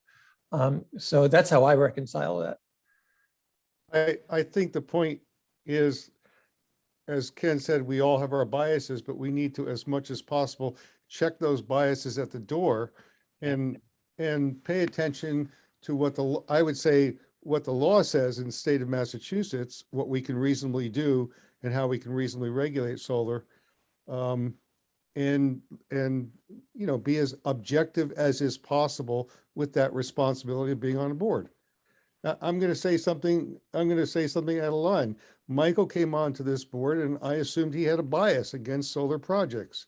But he may still have a bias against solar projects personally, but I think he's done a great job of contributing to the board. So that's your backhanded compliment, Michael. Thank you. I appreciate that. So, all I'm saying is I think people can contribute if they acknowledge their bias and pay attention to the responsibility of what it means to be on the planning board and to be as objective as one can be.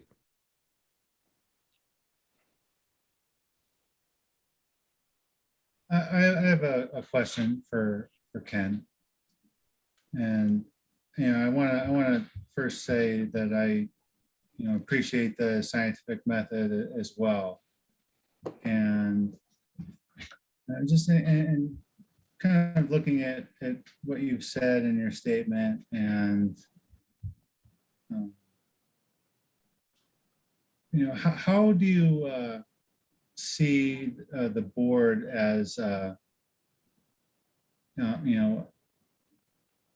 what process do you see the board using in making decisions? So for example, you're posing questions, if a project, involves cutting down, clear cutting some number of acres, right?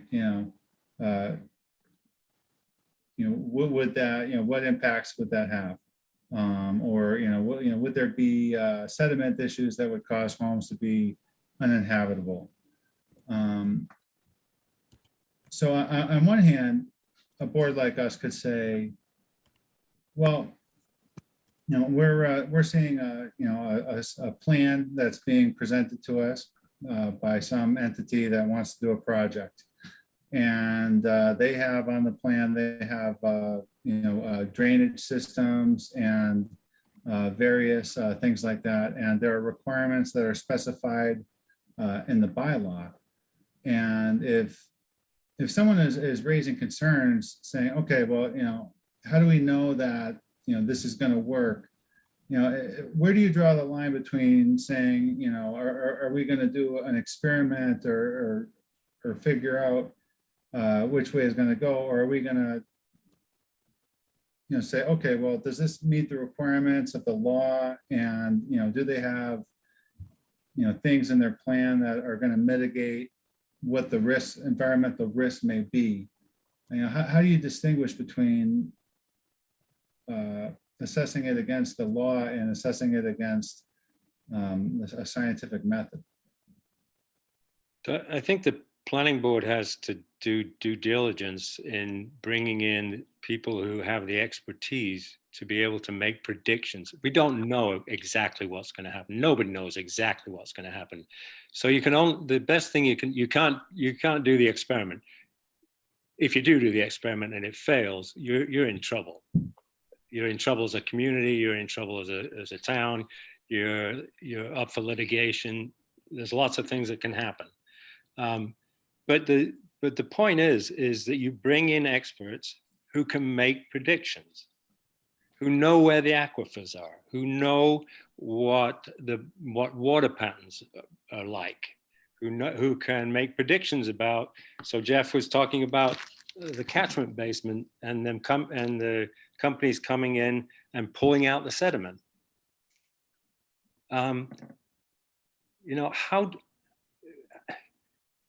Where's his data that says that? Where's his data that says that that's successful? I don't know.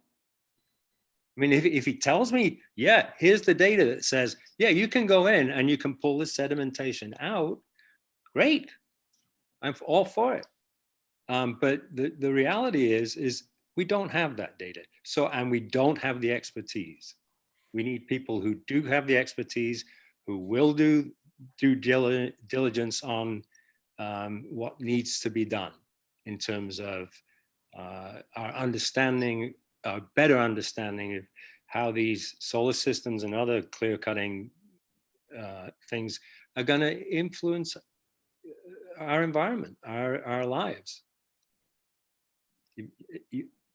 Now, you absolutely have to bring in people who know, people who've got the best information, who've got the best background, the best expertise in being able to make predictions.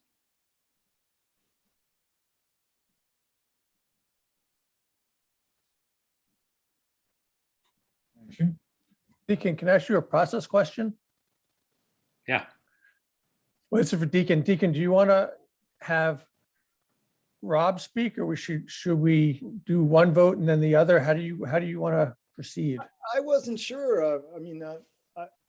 Are we also voting on Michael Pill tonight, even though he isn't here? Yeah, I was just not there yet because I didn't see him pop up, but we have to do that too. Well, it was not I wasn't sure how this was going to go. It wasn't entirely clear to me that we would have a vote tonight. And I'm not, it just seemed to me an open question, depending on how the conversation went. Was there a deadline or something that we had put out? Have we passed that? Yeah. Yeah, but Well, why don't we hear from Rob and then we can yeah, just please. figure out. I mean, keep the conversation going for the moment. Good evening. Thanks for listening to me. Yeah, I spoke out against the Wheelock plan a lot, but I didn't speak out against the concept. What I spoke out against was the slipshod engineering on it. Things like having water flow uphill just doesn't work. So yeah, I was critical, but I was critical of the engineering. And I think that's what the planning board has to be. Whether I personally believe we ought to clear cut forest to put up solar panels doesn't change the law. Massachusetts law and Massachusetts regulations allow, and in some cases encourage, clear cutting to put up solar panels, large arrays. So in my opinion, it's the planning board's duty to make sure that there is little or no harm to the environment and little or no loss of property value to the inhabitants. But I would much prefer to see every Walmart and every parking lot and every self-storage facility covered with solar panels before Massachusetts started clear cutting its forests to do that. I don't think anybody on this board can say, oh, that's a dumb idea. Let's put solar panels over forests instead of parking lots. So I look at it and say, we've got to follow the rules and the regulations, and we've got to protect the town. And I think my 40 plus years of reading engineering drawings puts me in a good position to provide input on that.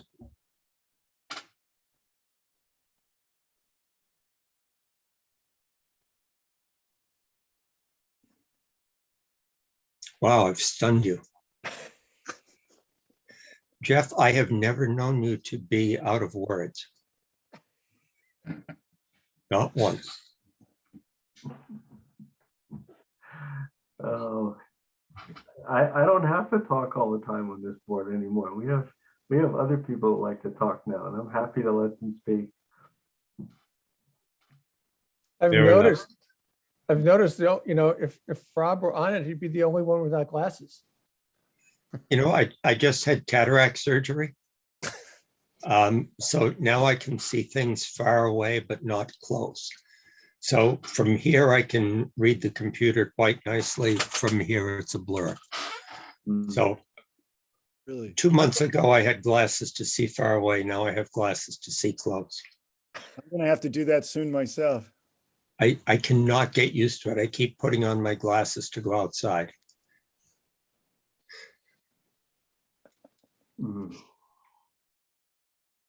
But in the likelihood that I am going to be selected for this, I've started my beard growth as a member of the planning board.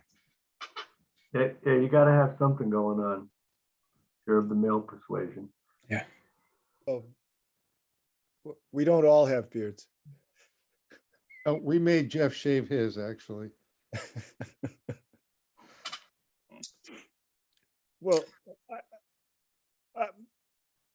does someone want to make a motion to approve either both or one at a time? Or do we want to talk about this more? I think it'd be best to do it one at a time, Yeah. just because that makes more sense. Do you want us to leave the meeting while you make those decisions? No, it's an open meeting, Oh, so it you doesn't guys matter. can say. Public. My feeling is sort of just building on what I said earlier, which is that, we all bring our opinions to it, but if people, there are people out there who can't separate and can't sort of look at the rules and put on that official hat. And I wouldn't want those people on a planning board or any board, because it's really essential that you're sort of carrying water for the public.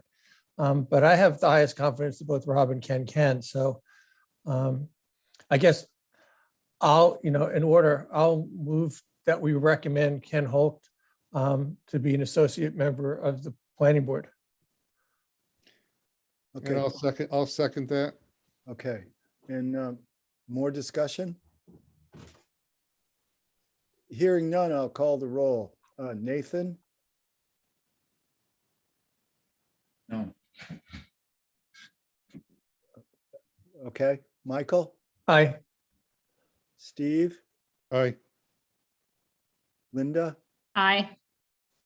Jeff? Nay. um,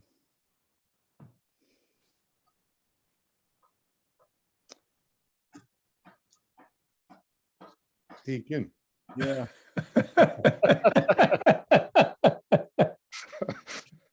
I'm an aye. Okay. So That- I think that was what, 4-2? Yeah, because Robert's not here. Yeah. Okay. And Or do the next motion? okay, why don't we do Michael Pill? Okay. As an emotion? Yeah, Or- yeah.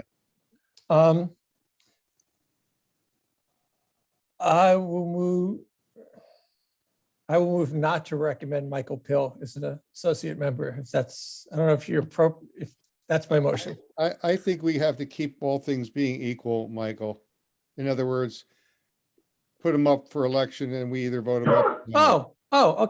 Okay. That's Just to that's be reasonable. fair, Wasn't sure how we should do that. Yeah, Okay, I'll move to have Michael Pill be an associate member, recommend Michael Pill as associate member of the planning board. Second. That was Jeff for the second? Yep. More discussion? I'll call, Yeah, I was just going to reiterate what we all talked about before, which is that in Michael's letter, he said he'd have to recuse himself for all discussions for Cole's projects. right. So any more discussion after that? I'll call the roll. Nathan,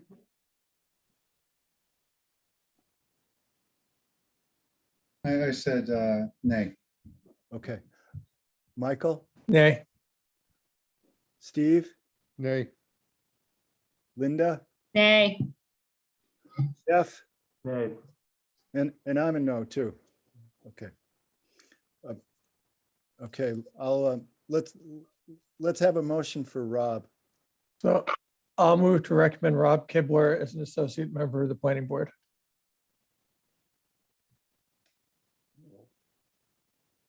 I haven't heard a second yet. I'll second. More discussion? I'll call the roll. Nathan? Aye. Michael? Aye. Steve? Aye. Linda? Aye. Jeff? Nay. Okay, I'm an aye. Okay. I think that was 5-1. Yeah. Okay. Well, good. Congratulations. Thank you. So now we just have to, schedule a joint meeting with the select board for an actual appointment. Right.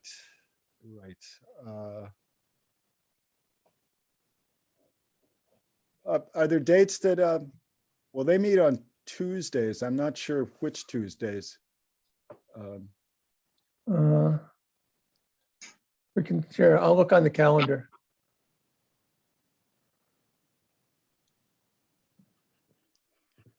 Okay.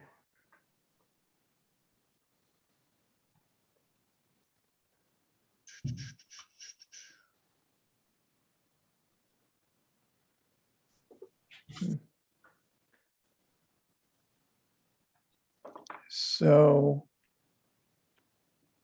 today's the 4th, right? They meet next Tuesday at 5:30 on the 12th, and then presumably on the 26th. The 26th. People have a preference? What are the two, the 12th or The 12th and the 26th. I can't do the 26th. I can do the 12th.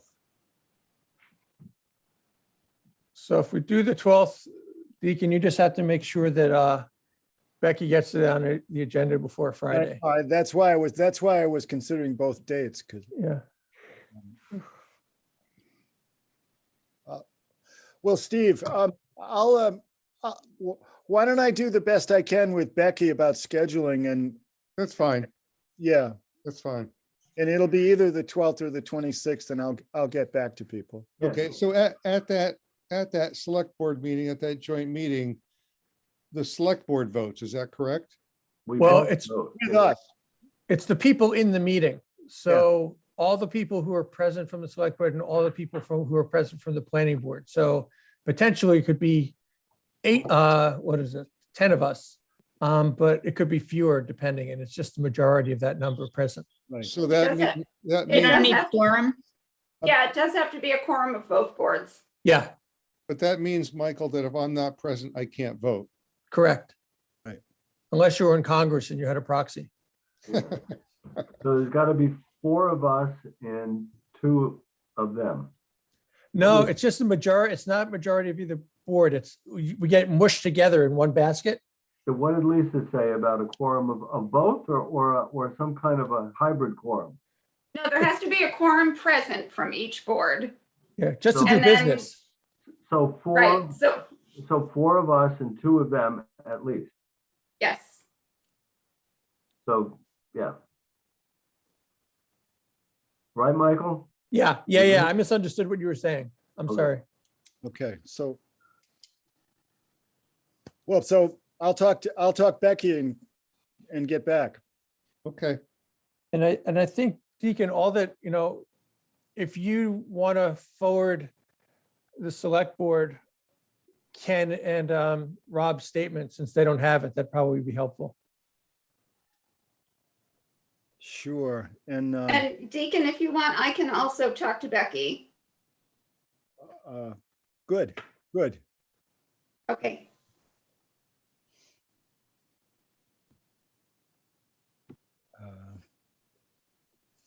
All right.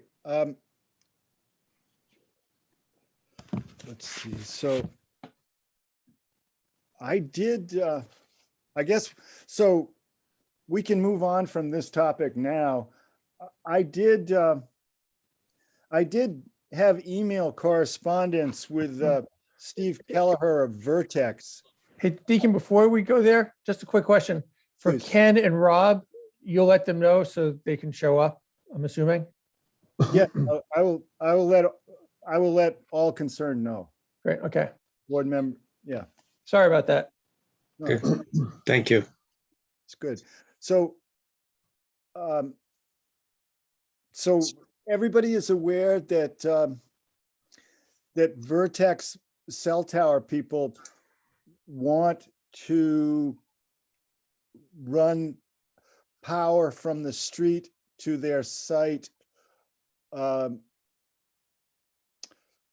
in the air rather than underground, because there is now a shortage of underground conduit. And the question for us is whether or not that requires a special permit process. Well, I did look that up. So, and it came up, it was similar to the batteries with Wheelock, because it's an amendment to the special permit. And so section 9.4-3 basically says that the terms and conditions of any special permit or site plan approval may be amended in the same manner as required for the issuance of the original approval. Yeah. So Steve did email us to the effect that he would prefer that we do this administratively rather than that. So that's that's why the topic is coming up. Yeah. So Steve, do you want to say something? Well, it was just, and good evening. Thanks for taking the time here. I know it was just kind of last minute, but,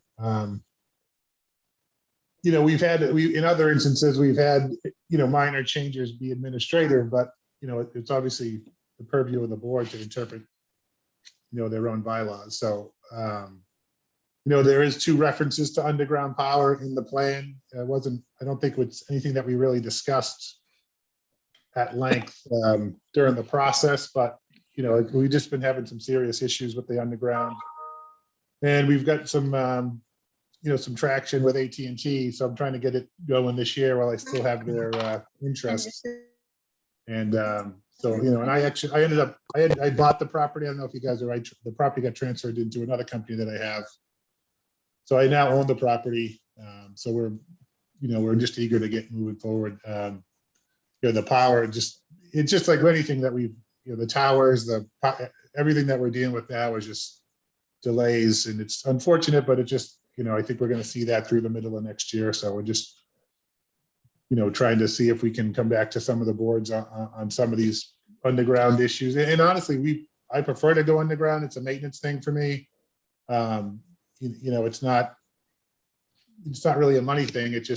But it's more of a timing thing. And, you know, so the overhead just kind of opens you up to, you know, trees and stuff, but it hasn't been a huge issue, but, you know, just conceptually, I always try to do underground when I can. But in this case, I just figured I'd ask if that was something that the board would consider and if it's something we could do administratively.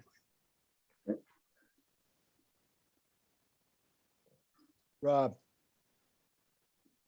Yeah, quick question. What would it do for the right of way for clearing the right of way? Would it be cleared wider, or what's the story? Well, so we typically do a 12-foot gravel drive. I don't know that it would be, so, and then we do the pot, so over either way, underground or overhead, we were going to go beside the driveway. And that would require another 4 feet of clearing. So it shouldn't make a difference on the clearing end, especially because we have a lot of drainage on the sides. If you remember the plans, that was one of the big concerns for the board, was making sure that we're not running off down the Baptist corner there. So not Baptist corner. What's the name of the road there? Stillwell? I forget. I don't have the plan. But the drainage was a big issue. You're talking about Lady Slipper. Yeah, Lady Slipper down there. Right. So so there's a lot of drainage. It's going to require a lot of, you know, just a wider berth than just for the 12-foot gravel drive anyways. I think before we go down the road of substance too much, I mean, my read, you know, of the bylaws, and, you know, it is, we did the same thing with the Wheelock battery, is that I don't think we have discretion to do an administrative fix. I think because it's a substantive amendment that, you know, we did a hearing to consider an amendment for the Wheelock battery project. And I think we would need to do the same thing, that we'd have to, you know, notice a hearing and then have a hearing and then make a decision with some kind of submitted documentation for the request. And it's not, you know, without getting into the, you know, is it a good solution or not solution, or, you know, is it a timing or finance thing? All of those are legitimate questions to raise and discuss, but I think it has to get done within the context of a submitted request, then a hearing about that, just because that's the way the bylaws read, that we have to do it the same way that we granted the original special permit. Yeah, and like I said, I'm not, you guys are obviously, it's your bylaw. This was not something that was, like, some towns require underground and we would have to go for a waiver. This is something that we had submitted just as part of our design, because the preference, like I said, is to go underground. So there is no, you know, requirement in the bylaw to do it that way, which would have made a difference on the approval or not having the approval. But again, it's, you know, you got, it's obviously, like I said, I don't mean to repeat myself, it's your bylaw, so it's however you guys want to go forward, you know, we'll have to go forward that way. I think But we thought, we did see fit to memorialize it in the condition. Not related to the underground, just related to the plans themselves. it doesn't the, Deacon, isn't one of the conditions that they be underground? I believe it is. I mean, you know, when the permit goes through adherence to the rural siting principles, it is noted that, that underground is proposed. I mean, I mean, I took that to be a condition. I mean, And one of our conditions is that the things are built according to the plans that were approved, submitted and approved. Right. Yeah, that part, I mean, I agree with, I mean, it's definitely, that's why I would reach out to Deacon, because that's what I was going off with, is that did say that whatever the plan dated that was approved, that any amendments to that, we'd have to go back before the, you know, the board would have to approve that, so. Yeah, I don't think this is a de minimis type of a thing. It's probably what the public is gonna notice the most about that site as they go past. Whereas if you were just gonna change the radius of the fencing around the tower itself, say from a 50-foot radius down to a 40 or up to a 70, that probably would be a de minimis change. And maybe we could do that administratively just because it was so minor, but I don't think this is minor.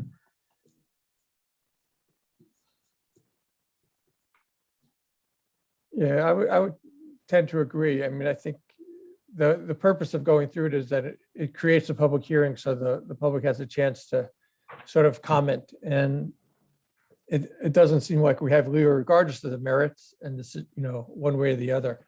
I think that's the whole purpose, is so to discuss it more fully. Steve, you were going to say something before. No, basically Jeff made the point. It's a condition, and it's not something we can easily waive without reopening a public hearing.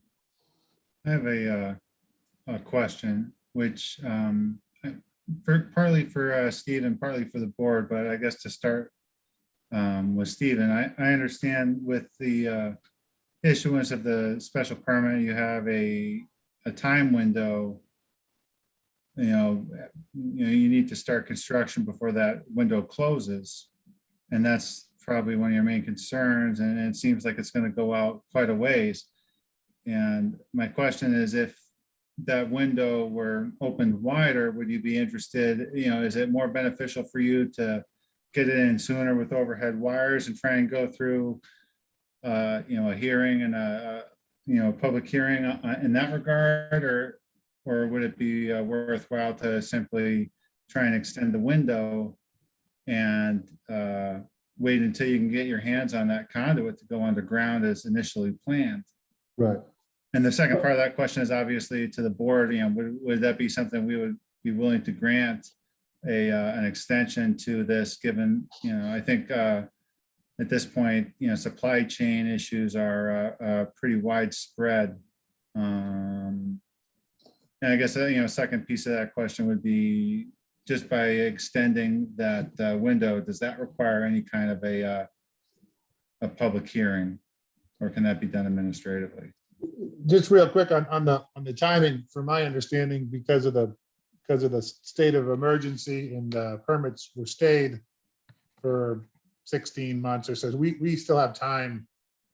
So my understanding that on that, it was extended out automatically. It was similar to back in 14 when they did the Permit Extension Act in that time frame. So whatever the date was, from my understanding, I don't know how many number of months, but it was automatically extended due to that stay. But We clarified that with Francis a few months ago when he came in front of us.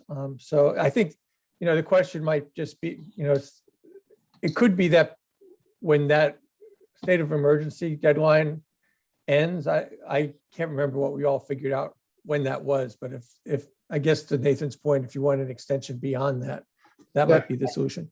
Yeah, I don't think that's, we're, it's not gonna, hold me up, I guess. If I have to go underground, I have to go underground. Like I mentioned, I bought the property, so I own all the whole 20 acres there now. So so it's kind of, not that it's irrelevant, but that we plan on building it within the time frame that's allotted, however that goes. How early in the construction process do you need the power to the site? Well, the problem with the underground is similarly, right, is there's a lot of drainage, if you remember. So I theoretically could put everything in, and liven the site up in the spring, but because of the drainage running along the side and the ditching, and we have some outlets, to go in afterwards and put the underground in, it would be basically ripping all that out.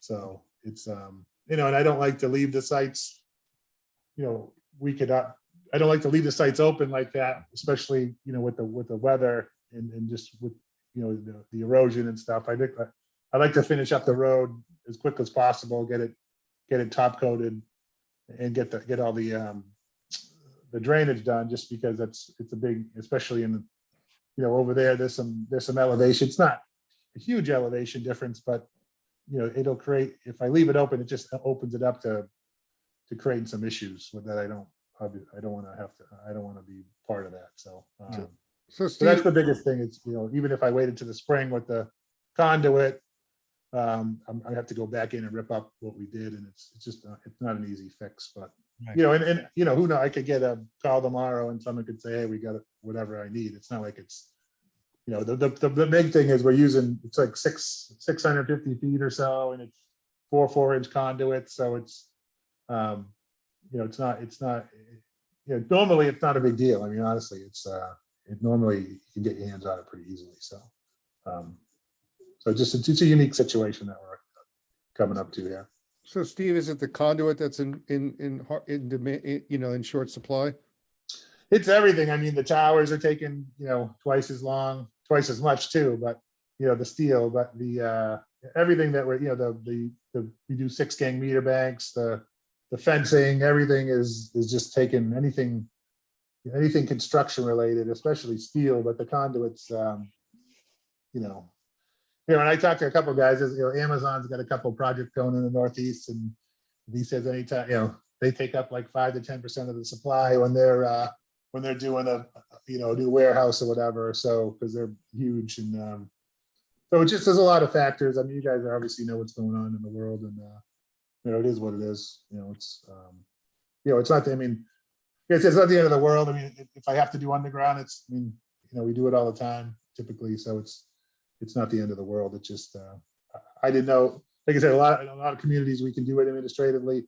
I thought it wasn't. I didn't know that it was in the. I thought we looked over the. I would have had Fran come on too, but he ran the London Marathon yesterday, so he's Really? this guy got. So so it was just checking in to see what you guys felt the process would be, and obviously it seems like you guys are leaning towards to go back through and have it a noticed hearing and that route. And I don't even know. What is this the monthly meeting right now? Is this what it? So we'd be coming into November. Is it you guys bi-monthly or once a month? For your Well, meetings? a normal schedule is once a month. Sometimes we change, but Right. So I don't know. I mean, it wouldn't hold us up. I mean, because it's not like we're going to be done in 4 weeks. I mean, we haven't even applied for the permit yet. So, by the time we apply for the permit, it gets turned around. We're probably talking towards the end of October anyway. So. And then we've got the notice, because there's a certain number of days for noticing that has to happen as well. It's the other time Like period. 21 days, I think. Deacon would know that. Or not. I do. The notice of the hearing.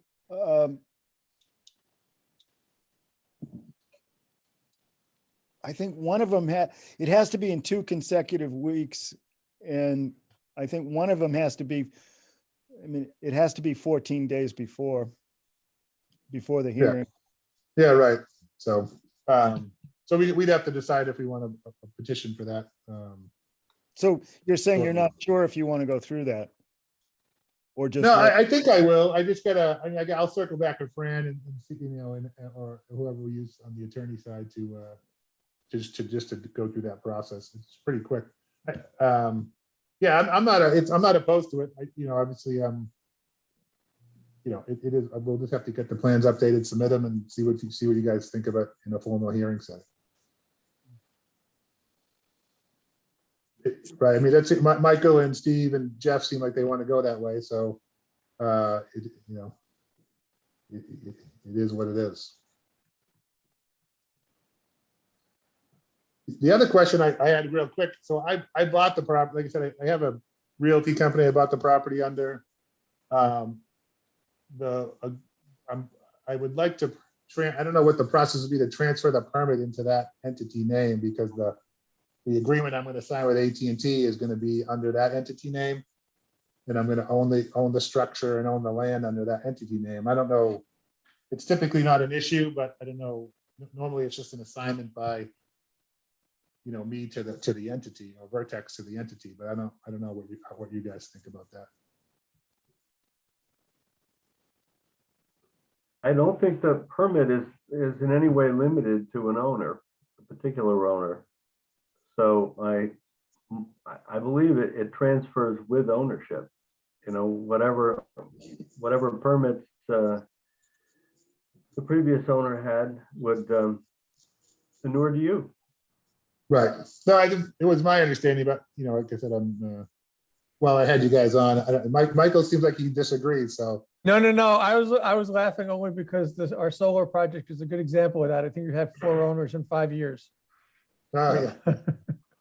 Well, I'm the same owner. It's just different. It's just Yeah, yours is relatively straightforward in that regard. But just so you know, if it is under KGS Realty, so if Vertex and KGS Realty are the same people. So I don't typically buy property, but the owner wanted to sell it, and it's a nice piece of land. So. And you love Shutesbury. Oh, I do love Shutesbury. It's nice. It's a lot quieter. I prefer to go up there. It's a lot quieter than where I am. So, yeah. All right. So, just my takeaway is just file an amendment to that application or to that approval for the appropriate channels, and then hopefully we can meet up, a month from now and have a discussion and see what you guys think of that. And if I change my mind, I'll send Deacon. I know we've been talking with the power company already. So the rub is when you get their attention, when I try to switch gears, it really, it's a troubling experience, so because it's just, especially because we're a commercial, application or use, it's jumping through hoops just to get them to call us back. So if that ends up being a concern, I'll let Deacon know that we're just going to stay the course. So I'll keep you posted if I change. I believe you need to do this on a special permit form. With all the things that are required to be submitted, and I believe there's an abutters list that needs to be produced, and then there's fees and stuff. So it's just like you're coming in for a special permit, except you're only asking for one thing. And just identify it as an amendment and state how it's going to be amended. Now that's if you're going to do it. Right. Now, would you recommend I file it under KGS Realty then, since I'm going to transfer it? I can transfer it prior to that hearing just to keep it cleaner, if that makes sense. I don't think it matters to us, Steve. Okay. So Steve, if you're doing that form, there's a spot for like the petitioner, there's a spot for the owner of the land, right? So you are gonna fill in those things with current information. Right. Okay. And I just don't want to add to any confusion. Yeah, and I think in terms of your question about that, that's probably something you would talk to the legal folks, and you said AT&T, but I would suspect it's just a matter of documenting it with the the deed or the title, whatever was filed with the registry of deeds that documents that land transfer. It's just additional documentation for them. I would suspect would be fine. Yeah, it's not complicated. I just like to throw it out there, keep everyone in the loop. So just so if they see the name come across as different than the original application, just to let you know what the reasoning behind it was. So Francis would be doing this? Probably, I would assume, provided he's not off running again. So, but that's wonderful. I'm really impressed. That's great. You'd think you'd be in a better mood letting out all that energy, you know? It was always my ambition, but then my knees went bad. I gotta lose like 60 pounds just to get to the mailbox, so I'll be fine. So, But, I all just right, well, I wanted- appreciate everyone taking the time. We'll see you. I'll give you an update in a week or so, and then we'll either meet or I'll just apply for the building permit as is. Thank you for your time. Thank you. Thanks, guys. Have a good night. You too. Thank you. Thank you. Okay.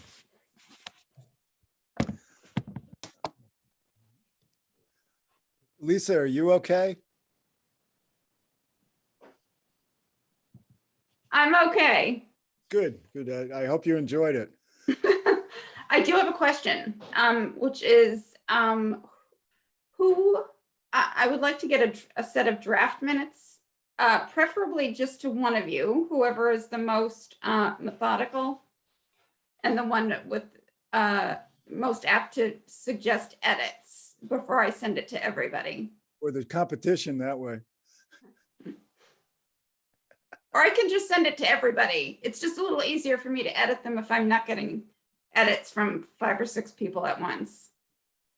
Yeah, I'm personally, I am happy to review them, but if there's anything substantive, but the way you guys proof it, that's not my strength. I leave it up to others. Michael and Deacon are the two you want to send it to, Lisa. Just Michael and Deacon, and then once they get back to you, just blast it out to the group. Sounds good. And Lisa, just to clarify, so with that for expectation, so I mean, I'm happy to do it. You know, what we've done in the past is we've gotten the draft minutes, we all comment, and then either, we have to talk about it in an open meeting, but we might, I might send, comments back. So what you're suggesting is you'd send it to Deacon and I for a first look, so to speak. Right. And then, and it would still be technically a draft until the board votes to approve. Right. Okay. Cool. Actually, Michael, I think that might be more efficient even, seriously. Yeah. Yeah. I specialize in substantial edits. Okay. Yeah, All that'd right. That'd be great. So And Deacon, just, sorry, Michael, just while we're on the minutes, I've been trying to get a copy of the recording from last meeting. And so, I never got a draft out, obviously, and then it wasn't on the agenda probably for that reason. So, Because I overlooked it. okay, I didn't know if it was just because I hadn't sent anything, or maybe because we already had a packed agenda. But for our next, and now we have a bunch of meetings scheduled, but I don't know if we should just call it for your standard November meeting, or if you want to do it. I think we could squeeze that in at the meeting with the ZBA if it was ready. Okay, yeah, we can do it then. Because it'll be, it won't take all night. No, usually doesn't. Okay, yeah, we'll do, that's October, that's like next, no, that's the joint meeting. 10/18. Okay, 10/18. Yep. Okay. Thank you. Okay. Well, we've done remarkably well getting through the topics. I had figured that the last few items here would be blown off, but we. me too. We can still blow them off. It's not too late. It's not too late. That's right. I can make some of them really short since I know 2 of them are me. Sure. So the master plan one, I think we don't really have to discuss. All I'd say is, I think I brought this up in the past, but if we didn't have the potential of 5 solar special permits still hovering in front of our eyeballs, I was gonna, suggest that we consider looking at the master plan only through the lens of making upgrades in regards to climate issues, which is one of the recommendations from the MVP report. And Nathan and I talked a little bit about it, but I think until we know, that we would never have solar things, I think we just have to plan on being overwhelmed and not make a major commitment like that, because that's a big issue. That's just a heavy lift. So I don't think we have to revisit that until sometime in the future. And then with the MVP grant, 2 weeks ago, the state announced that they were opening it, but only for the planning part. And so there's no action grants, which is what we would be wanting to do. But I think the thing that I wanted us to sort of look at, just as a reminder, is that in the MVP report, there was a list of high priority items, some of which impacted us as a planning board. And so I just thought if we went through those few things, and I can just bullet point them, so if that would be helpful, to say if the town were to apply for an action grant, and I'm assuming the state will probably make money available sometime between December and March, especially if there's infrastructure or reconciliation money coming down the pike, that there might be money to municipalities for climate, to see if we wanted to go for something. So rather than resend the report, I could just sort of pull out the things that were planning board related. And it's just trying to get ahead of the curve. So if the select board said, hey, we're interested in doing this, we would know what we cared about. So that's the background on those two. Okay. I'd love to eat dinner. I'm wondering if somebody would like a motion to adjourn. Well, Deacon, excuse me for just a second. You really should have done that before 6:30. Yeah, but I didn't. Well, then we can't. I'm sorry. Don't we have to go over the minutes or something yet? Yeah, well, we do have the bylaw ideas. I think we should go home, or we're already home, but. All right, move to adjourn. Okay. I'll second it. Any discussion? I'll concede. All in favor? Wait, I think we should discuss this a little bit. Keep talking. Okay, I'll call a roll. Nathan? Aye. Michael? Aye. Steve? Aye. Jeff? Aye. Linda? Aye. I'm an aye too. Thank you all. It's gone Good much. job, Deacon. You got through it all. Expected. Have a nice dinner. Yeah, eat well. Yeah, enjoy your dinner, Deacon. Okay, Night. bye-bye. Thank you, Lisa. And Lisa, Thank you, Lisa, for being Welcome here. aboard. yes. Welcome. What hours do you keep at town hall, Lisa? Are you keeping hours? I have regular hours, Monday 2 to 5 and Thursday 2 to 5. Great. Thank you. Yeah. Okay. Good night. Bye-bye. Night. Right.